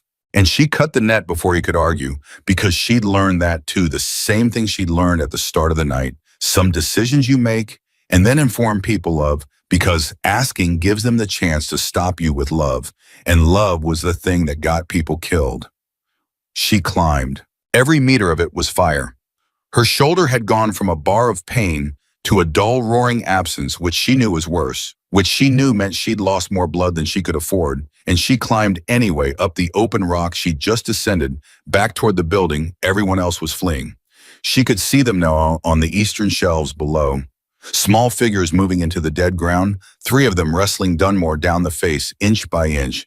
And she thought, good, keep moving. And she turned her back on them and went into the station. 0602. The inside of the station was a wreck of the night, spent brass discarded gear, the sharp smell of cordite and fear. The radar console was in the back room, and she went to it the way she went to everything, fast and without wasted motion, and she found the panel she'd memorized from the schematics, and she started working the emitter shutdown, and it was exactly as she'd told Mercer. It was 90 seconds of work, and she was 40 seconds into it when she heard the sound that stopped her heart. Aircraft, not close yet. Distant high, a low tearing rumble far off to the east coming through the thinning edge of the storm. But early, 10 minutes early, she'd counted 15 and the sky had given them the window in 5, and the arithmetic she'd built the whole rescue on had just been wrong by 10 minutes. And 10 minutes was the difference between everyone living and everyone she loved on this mountain dying. She keyed the net. Aircraft inbound. They're early. They're inbound now. Everybody down. Everybody into the deepest cover you can find right now. Kane, get out of the station. Mercer screaming, get out, now. Forget the radar. The radar's still emitting. She was working the panel with hands that wouldn't stop shaking. If I don't kill it now, it pulls them straight down onto the station, and the station's 40 meters from where you've got the men. 60 seconds, 70. The shutdown sequence crawling toward completion, while the rumble in the sky grew from distant to near, from a threat into a promise. 10 more seconds, just get everyone flat. There's no 10 seconds, Kane, they're on top of us. 80 seconds. The emitter warning light on the console shifted from steady to blinking, the sequence entering its final phase, and Rachel held there over the panel with the roar of the aircraft filling the whole world, and she understood with perfect clarity that she was not going to make it out of this building before the bombs came. The math was simple. The shutdown needed 90 seconds. The aircraft would be overhead in 30. She could run now and leave the radar live and pull the strike down onto the station and possibly onto the men below it, or she could finish and die in the building she was trying to make disappear. It was Volkov Pass again. It was the exact same shape. The choice between the correct thing and the surviving thing between the mission and herself, and she had chosen the mission once before and lived, and it had hollowed her out for 2 years. But this time was different, and she saw the difference in the same whole clear instant she saw everything. This time finishing the mission and saving the people were the same act. Kill the radar, and the strike loses its lock, and the men on the eastern shelf live. That was the arithmetic. That had always been the arithmetic. The only cost was her, and she found in that roaring final moment that she had made her peace with that cost a long time ago, in a different snow, listening to men stop calling her name. Overwatch to command, she said, and her voice was calm, calmer than it had been all night. Radar's going down in 5 seconds. Once it's down, they've got no lock. Keep the men flat and keep them where they are, and they'll live through this. Tell Dunmore he held his sector like a lion. Tell Ortega he saved that southern slope. Tell Boyd he's going to be a hell of a medic. 90 seconds. The panel completed its sequence and the console went dark and the emitter died. And the station stopped screaming its position to the sky. Kane, what are you doing? Get out of there. I'm out of time, sir. The roar was directly overhead now, filling everything, and she moved anyway. She ran anyway because you always run because you never stop trying to live, even when the math says you won't. She'd learned that in the snow too, that the difference between the ones who make it and the ones who don't is sometimes just the refusal to stop moving. She came out of the station's back door at a dead sprint toward the eastern face, toward the shelves, toward the men, and she got 15 meters 20 and the first bomb hit.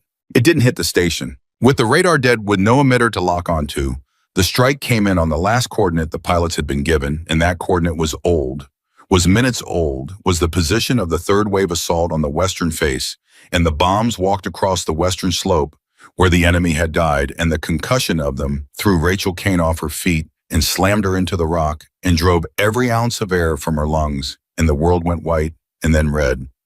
And then for a while, nothing at all. 0604. When the nothing lifted, she was aware first of sound, a high steady ringing that was her own ears, and under it far away a voice. Then of the cold rock against her cheek. Then of pain, a vast disorganized ocean of it, her shoulder and her ribs and her head, and the specific hot line across her scalp where something had opened it. She was alive.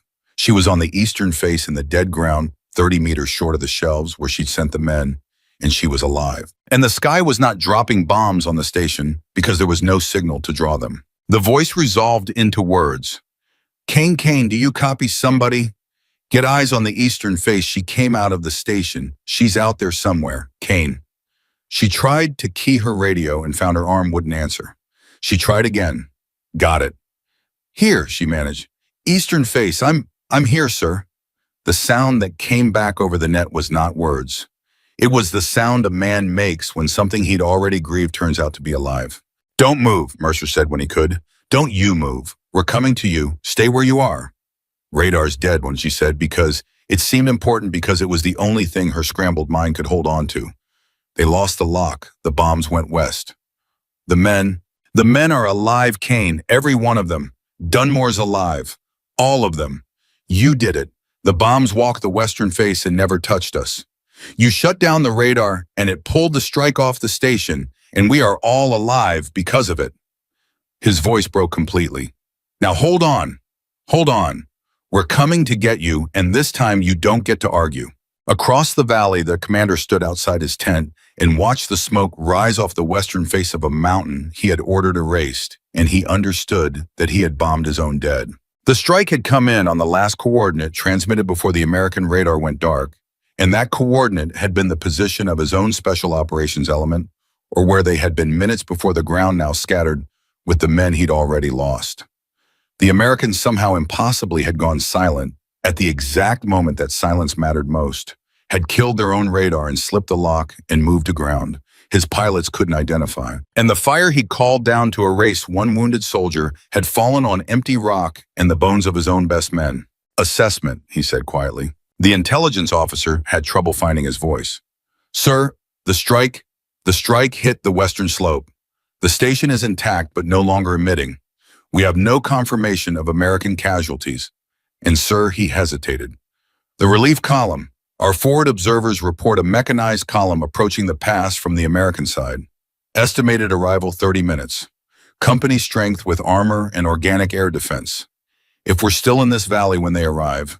The commander did not need him to finish. He had spent an entire night in everything he had in the finest soldiers of his career trying to take a footnote position held by 12 people. He had committed a full assault, then a coordinated three-axis attack, then his special operations reserve, then an airstrike that had killed no one but his own dead. And the ridge was still standing. The Americans were still as far as he knew alive. And now a relief column was coming with everything he no longer had. And the window in which a beaten force could withdraw without being annihilated was closing minute by minute. For 20 years, he had never ordered a full withdrawal.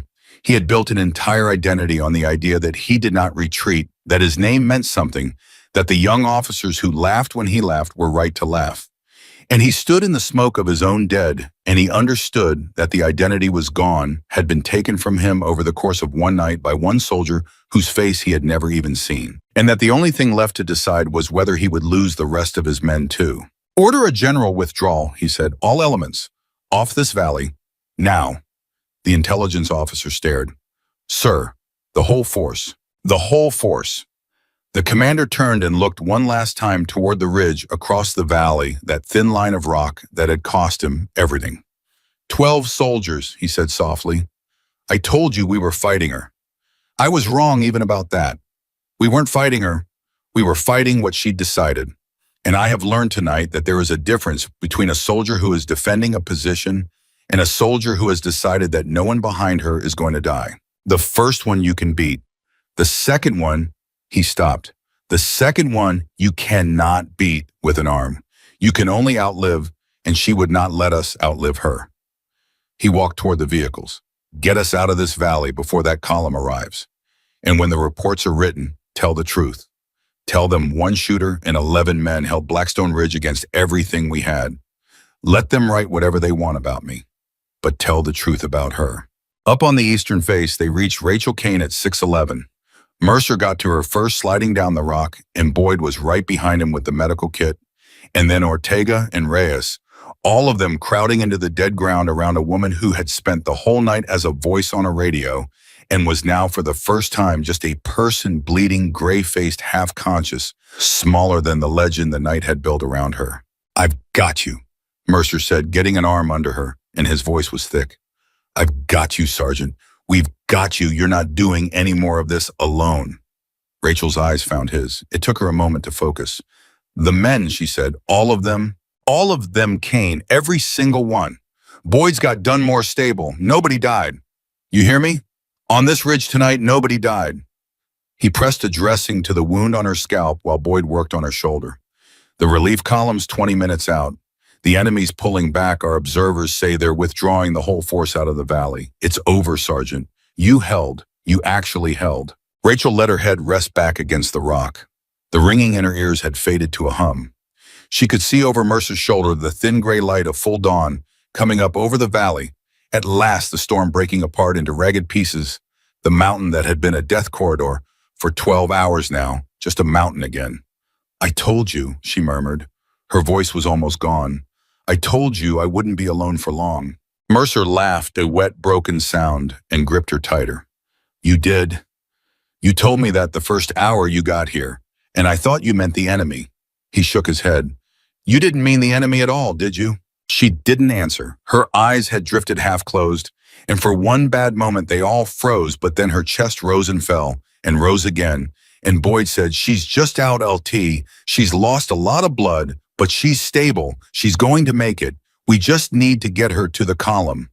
And the relief that went through the men around her was a physical thing, a loosening, a dozen breaths released at once. They carried her down together, not one of them, not three of them, all of them, every soldier who could stand hands on the litter, moving her down the eastern face toward the pass where the relief column's lead vehicles were already grinding into view, and not one of them would ever forget that they carried her the way she had told Boyd to carry Dunmore, the way she had refused to let happen to the men in a different snow 2 years before.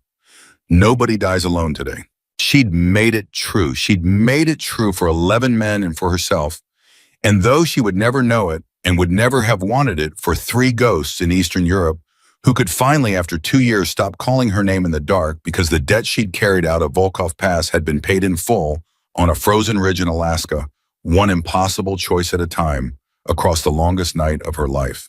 And as the relief column reached them, as medics swarmed the litter, and an officer she'd never met started barking questions Mercer was too exhausted to fully answer, Lieutenant Cole Mercer's looked back up at the summit shelf high above them, all catching the first hard light of the risen sun.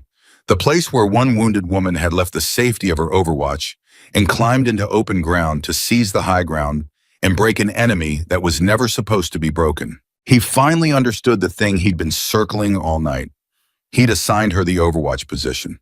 He'd told her she couldn't hold that position alone.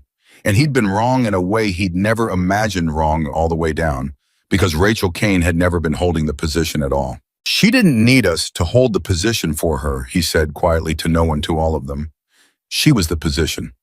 The relief column's medics worked on Rachel Kane in the back of a moving vehicle, and somewhere between the ridge and the field hospital she woke up.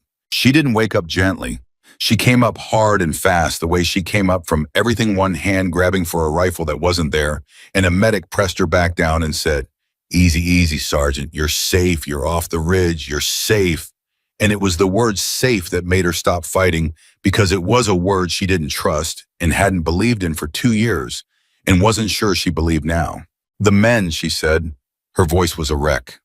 "Blackstone Ridge, 12, Mercer's unit.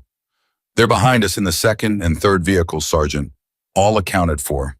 Now hold the still. You have got a shoulder wound that should have put you down hours ago, and I can't figure out how you were still moving." "Say it again," Rachel said.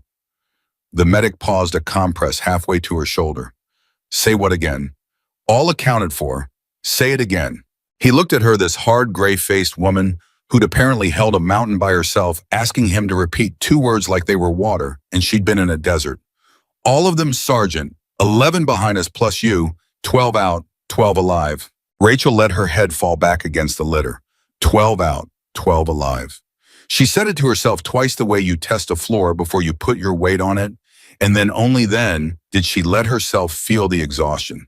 The real exhaustion, the kind that lived under the muscle and in the bone, 12 hours of it and 2 years of it, and all of it landing at once. 8:40, the field hospital. She was in and out for the next few hours. She remembered a surgeon's face. She remembered someone cutting away her jacket, the one with the blood dried, blackened to the shoulder, and she remembered wanting to tell them to be careful with it and not knowing why until she understood it was because that jacket had been on her at Volkov Pass too, and she'd worn it through both mountains, and now they were cutting it off her in strips and throwing it in a bin. And something about that felt like an ending she wasn't ready for. She remembered a voice saying she'd lost enough blood to kill a smaller person, and someone else saying she wasn't a smaller person, she was apparently something else entirely, and a tired laugh going around a room. She remembered surfacing once to hear two nurses talking in the hall, low, thinking she was under. That's her. That's the one from the ridge. That's her. I heard it was 3 waves. I heard there was an airstrike. I heard she went back into the target building to shut off the radar so the bombs wouldn't hit her own guys. A silence. That's not a person. That's a story. And Rachel, drifting back, underthought, no, it's a person. It's just a person. That's the part nobody ever believes. And she remembered at some point in the late afternoon, opening her eyes to find Lieutenant Cole Mercer sitting in a plastic chair beside her cot with his elbows on his knees and his head down, and she watched him for a while before he noticed she was awake. "You look terrible, sir," she said. His head came up. Something in his face broke open and then pulled itself back together. "You should see yourself, Sergeant." "I'd rather not." He laughed, the exhausted laugh of a man who'd been awake for a day and a half and had watched things he'd spend the rest of his life trying to understand. Then he got quiet and she watched him try to find the words for whatever he'd come to say, and she waited because she'd learned that when a man is trying to say something that hard, you let him find it himself. "I've been sitting here 2 hours, Mercer said finally, "trying to figure out how to thank you, and every version I come up with is stupid. Because thank you is what you say when someone holds a door. It's not," he gestured helplessly at the whole night at the ridge at her, "it's not for this. You don't have to say anything, sir." "I do, though. That's the thing, I do." He leaned forward.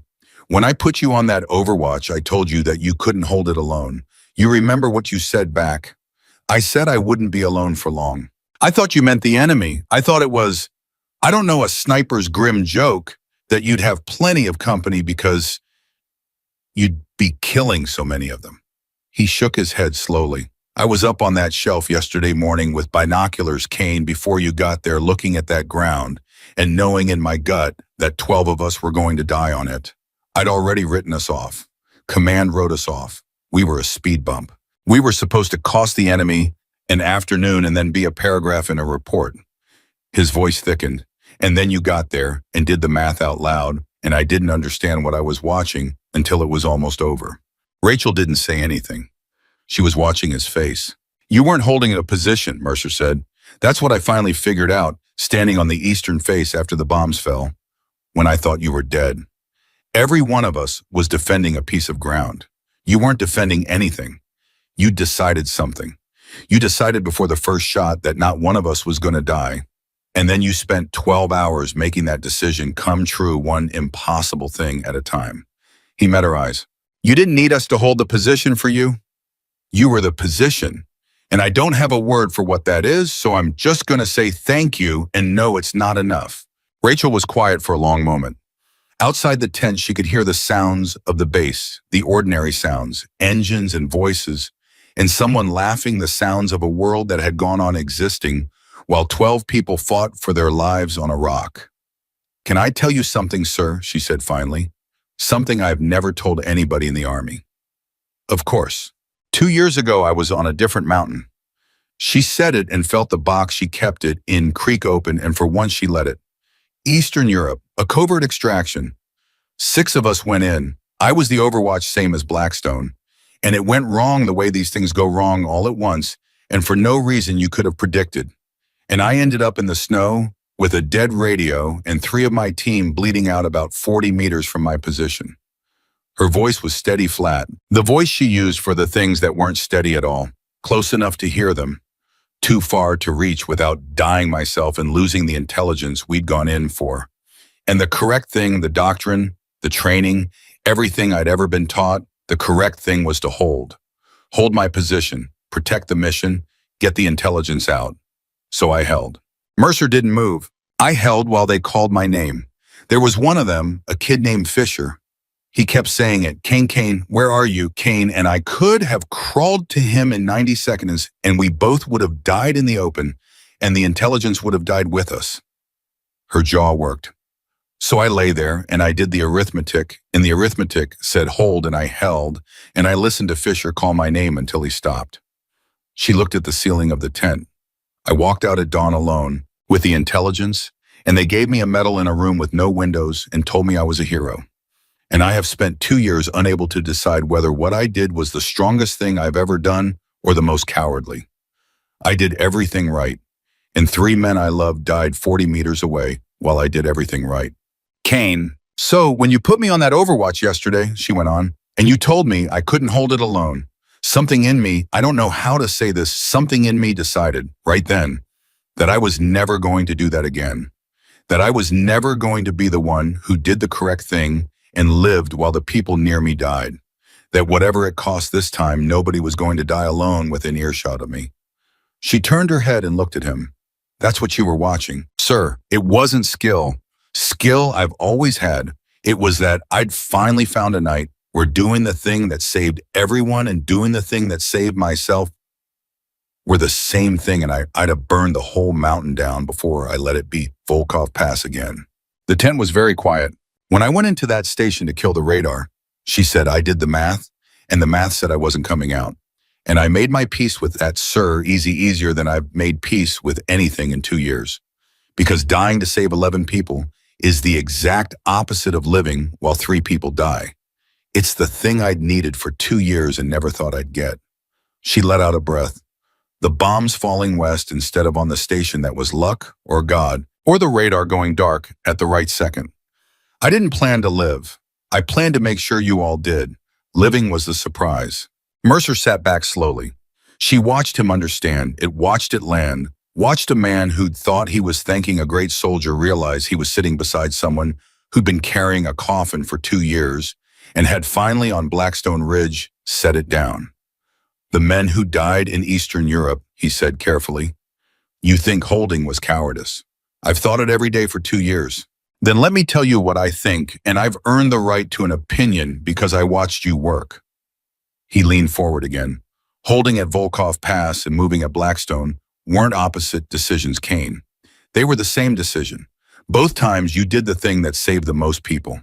In Eastern Europe, saving the most people meant getting the intelligence out, and it cost you 3 men, and it broke your heart, and you did it anyway because it was right. At Blackstone, saving the most people meant burning yourself down to shut off that radar, and you did that anyway too, for the same reason. You've never once been a coward. You've been a person who does the hardest correct thing over and over and pays for it with pieces of yourself. His voice dropped. The men at Volkov Pass didn't die because you held. They died because the mission went wrong. You holding is the only reason their deaths meant something instead of meaning nothing. That's not cowardice, Sergeant. That's the loneliest kind of courage there is. Rachel Kane, who had not cried at a medal ceremony in a windowless room, who had not cried in 2 years of 3 a.m. wakings, who had held herself together through a shoulder wound and a bombing run, and the longest night of her life, turned her face away from Lieutenant Cole Mercer, and for a little while was quiet in a way that wasn't steady at all. He let her be. He didn't say anything else. He just sat in the plastic chair and kept her company because that was the one thing he could give her that she'd spent 2 years without. And when she turned back, her eyes were drawn and something in her face had changed, some weight that had been there since before he met her had shifted, and he pretended not to notice because he understood that was the kindest thing to do. Far across the world in a room that was not a hospital and held no comfort at all, The man who had lost Blackstone Ridge was learning what it cost to lose it. They had relieved him of his command within 72 hours. He had known they would. He'd known it standing in the smoke of his own dead, watching the relief column crawl into the pass, and he'd known it on the long drive out of the valley with what was left of a force he'd once been proud of. Now he sat across a table from 3 officers senior to him, men who had never spent a night on a mountain in their lives, and he listened to them read the arithmetic of his failure back to him in flat administrative voices. A reinforced element, armor, drone support, a special operations reserve, an air asset, committed against 12 defenders in a single radar station, and the position had held, and the casualties were catastrophic, and the objective was lost, and someone had to answer for it, and that someone was him. You committed an airstrike on your own position, one of them said, on your own personnel. On their last known coordinate, the commander said, the Americans went silent at the exact moment the strike was inbound. They killed their own radar. There was no way to know. You leveled a slope covered in your own dead. Yes, he did not look away. He had decided on the drive out that he would not look away from any of it. I did. They wanted an explanation he could not give them because the true explanation was not tactical, and they were tactical men.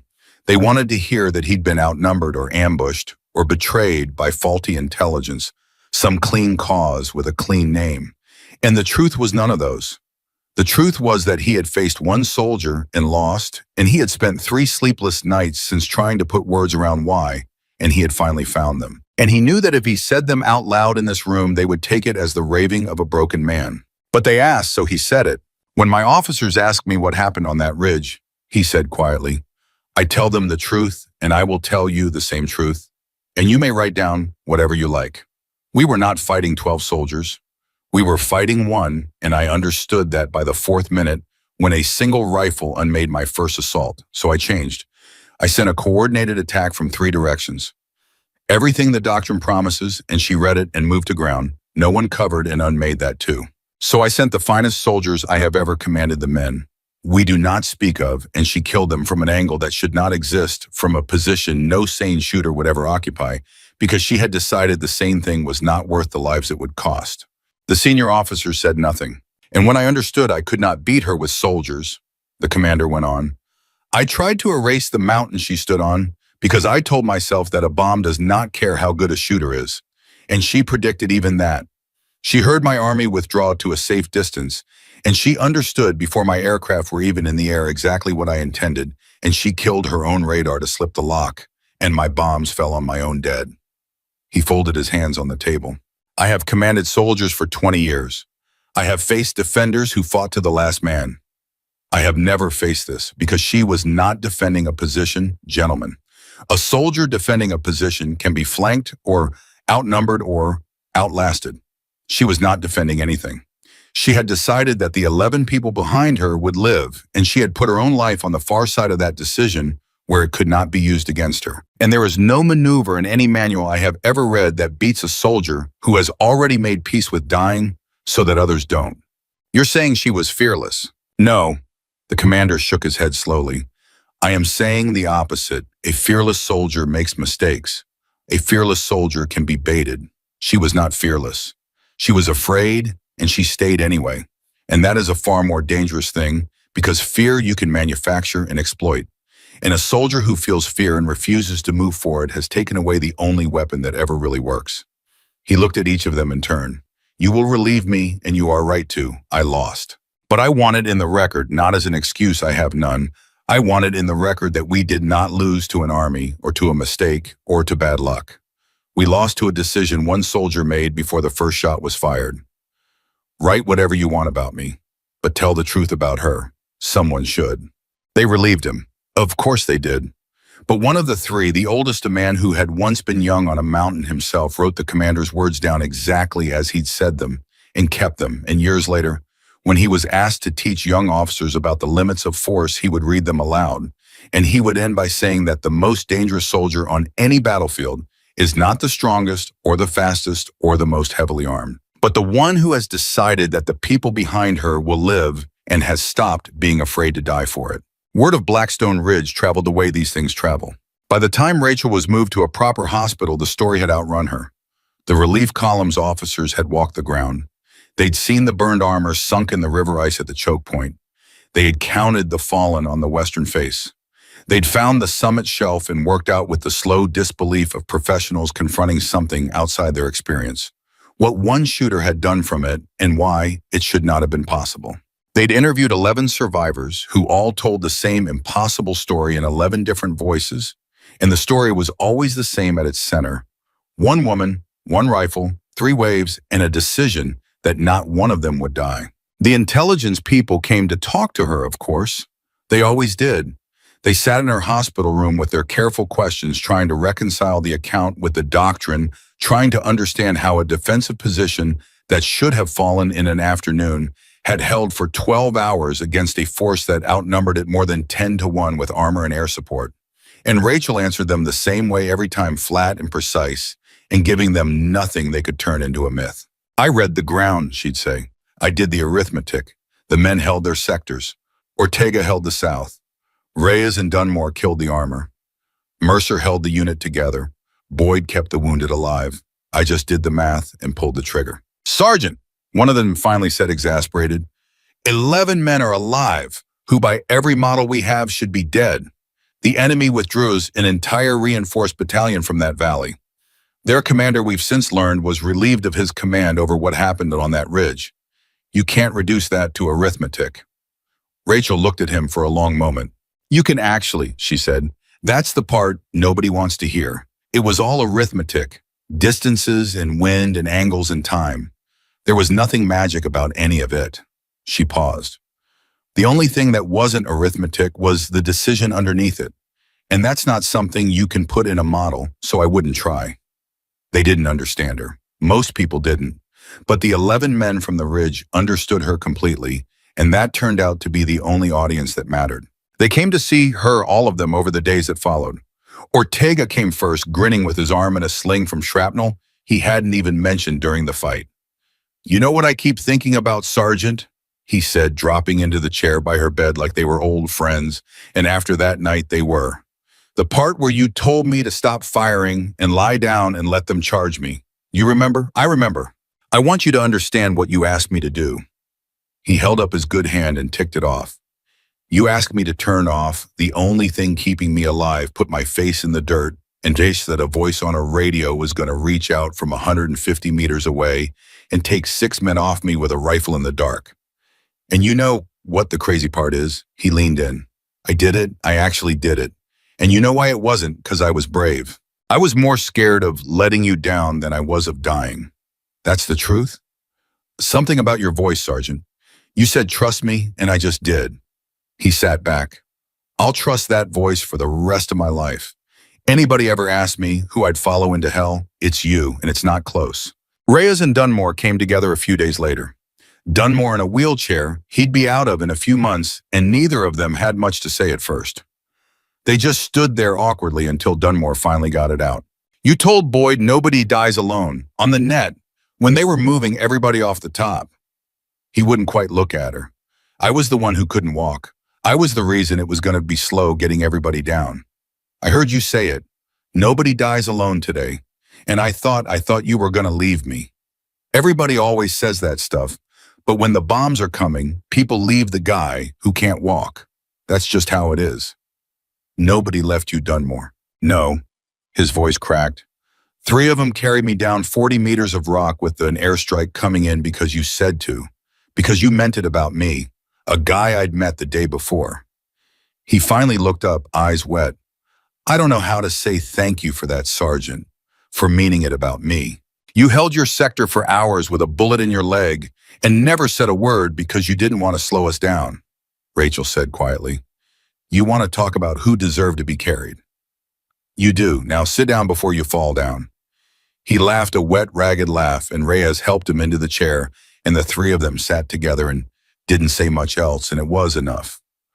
Boyd came last, the 19-year-old medic whose hands had shaken so badly she'd had to guide them. I've applied for advanced medical training, he told her, standing very straight, the way you stand when you've rehearsed something. I want to be the kind of medic who doesn't freeze, the kind who can hold it together when everything's coming apart the way you did. My hands shook so bad up there, Sergeant. You had to guide them. I keep thinking about that. I keep thinking a better medic wouldn't have needed you to. Boyd. She cut him off gently. Stop. Listen to me. A man who carries a wounded soldier down 40 meters of rock face under a bombing run is already exactly the kind of medic you're describing. Your hands shook and you did it anyway. That's not weakness. That's the only kind of courage that counts, the kind that shows up scared and does the job. She held his eyes. You were a hell of a medic on that ridge. Don't let anybody, including yourself, tell you different.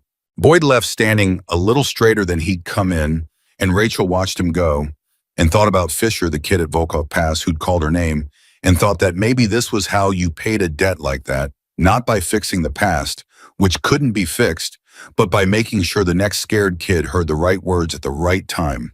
But it was the last conversation weeks later that Rachel would carry with her. She was nearly recovered by then cleared for light duty, sitting outside in the thin sun of a base far from Alaska when Mercer found her one more time. He sat down beside her the way he had in the field hospital, and for a while neither of them said anything. Two people who'd survived something together and didn't need to fill the silence. They're going to give you another medal, he said finally. A big one.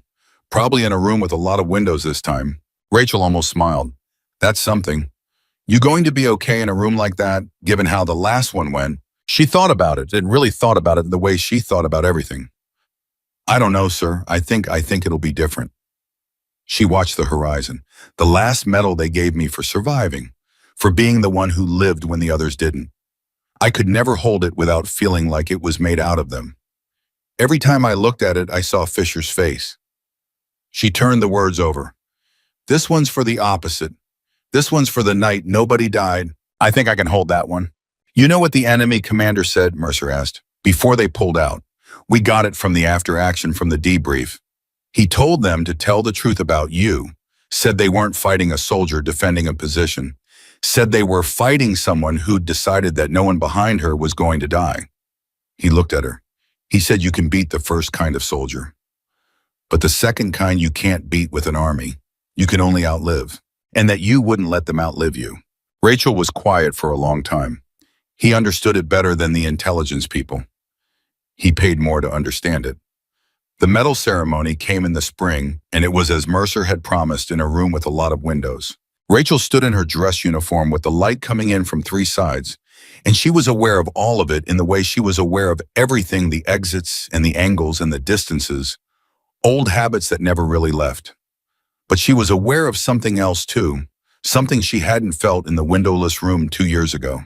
The 11 men were there, all of them. Ortega with his arm healed, Dunmore standing on his own 2 legs, no wheelchair, grinning like it was the best day of his life. Reyes and Boyd and the rest in a row in their dress uniforms watching her. When the general pinned the medal to her chest and shook her hand and said the formal words about valor and above and beyond, Rachel looked past his shoulder at the 11 men, and she did the arithmetic one more time, the way she always did, the way she couldn't help. 3 men she couldn't save in a snow far away. 11 men she did save, standing in a room full of windows alive, breathing, watching her. And she found standing there with the weight of the medal on her chest that she could hold both numbers at once and not break. Afterward, outside, Mercer found her one last time. He didn't sit this time. He just stood in front of her and he said the thing he'd clearly been carrying since the field hospital. For 2 years, you've been carrying 3 men who died 40 meters away while you did the right thing. I can't take that weight off you. Nobody can, but I want you to add something to the other side of the scale, and I want you to keep it there for the rest of your life. He held her eyes. 11 men, Blackstone Ridge. Every single one of us breathing today because of a decision you made before the first shot was even fired. 3 men you couldn't save, and 11 you did. That's the arithmetic, Sergeant. You taught me to do it. Now you do it. And you keep doing it every day until the day it finally balances. Because it does balance. I've seen the proof. We're standing in it. And then he saluted her. Not the crisp, automatic salute of rank, but something slower. Something that meant more. And he walked away, and Rachel Kane stood in the spring sun and did that particular arithmetic all the way to the end. And she let both numbers stand the loss and the saving the mountain that broke her, and the mountain where she'd put herself back together and she found that she could hold them both. She thought about Blackstone Ridge, about the ground she'd read like a table set for dinner, about the moment she'd left the Overwatch and run uphill across open rock into terrain no sane sniper would occupy, betting her life on the enemy looking somewhere else, because the same thing had cost her everything once, and she decided never again. About the 90 seconds inside the station with the aircraft roaring overhead when the math had said she wouldn't come out, and she'd made her peace with it easy because dying to save 11 people was the exact medicine for 2 years of surviving while 3 people died. About the bombs walking the western face falling on the enemy's own dead, and the impossible gift of waking up alive on the eastern rock. She thought about a lieutenant who told her she couldn't hold that position alone, and about the answer she'd given him before she fully understood it herself. Then I won't be alone for long. She'd been right. She just hadn't known that first cold hour on the ridge what she was right about. She'd thought she meant the enemy who'd fill the valley. She hadn't meant the enemy at all. She'd meant the 11 people she'd already decided to save, the 11 people who would carry her down the eastern face with their own hands, rather than let her go the way the men at Volkov Pass had gone. She'd meant that she was done being alone. That some decisions you make at the start of a long night before the first shot, and then you spend everything you have making them true. Staff Sergeant Rachel Kane had gone to Blackstone Ridge carrying the weight of a mountain where she'd done everything right and lost everyone anyway. She had come home from a mountain where she'd done the impossible and lost no one at all. And in the space between those two mountains, in 12 hours of arithmetic and blood, and a single unbreakable decision, she had finally answered the question that 2 years in a windowless medal ceremony had never been able to answer. Holding at Volkov Pass had not been cowardice. Moving at Blackstone had not been recklessness. They had been the same act performed by the same person. The hardest correct thing done twice by someone willing to pay for it with pieces of herself. She had always been that person. She just hadn't been able to see it until 11 men she'd never met walked out of a valley alive to show her. The enemy commander had been right about her, more right than her own army, more right than the intelligence officers with their models. He'd faced her across a valley and lost everything he had, and understood the one true thing in the end. You could not beat a soldier who had decided that no one behind her would die. You could only outlive her, and Rachel Kane had not let him. She would not let anyone. That was the truth of Blackstone Ridge, the truth the after-action reports could never quite capture, and the medals could never quite hold. It was never really about the rifle or the angles or the 22 men in the first wave or the armor in the river or the special forces on the summit slope. It was about a woman who had already lost everything once, who had learned in the worst possible way what it cost to survive alone, and who had climbed onto a frozen ridge in Alaska and decided that this time, whatever it took, whatever it cost her, the arithmetic would come out different. And it did. 11 men went home. One wounded sniper held a mountain that was never supposed to hold. And Staff Sergeant Rachel Kane finally set down a weight she'd carried for 2 years because she had proven on a ridge that was never supposed to stand, the only thing she'd ever needed to prove, that the loneliest kind of courage is not surviving when others fall, but deciding that they won't fall at all, and then holding that line until the sun comes up. She held the line. She was the line, and the ridge is still standing.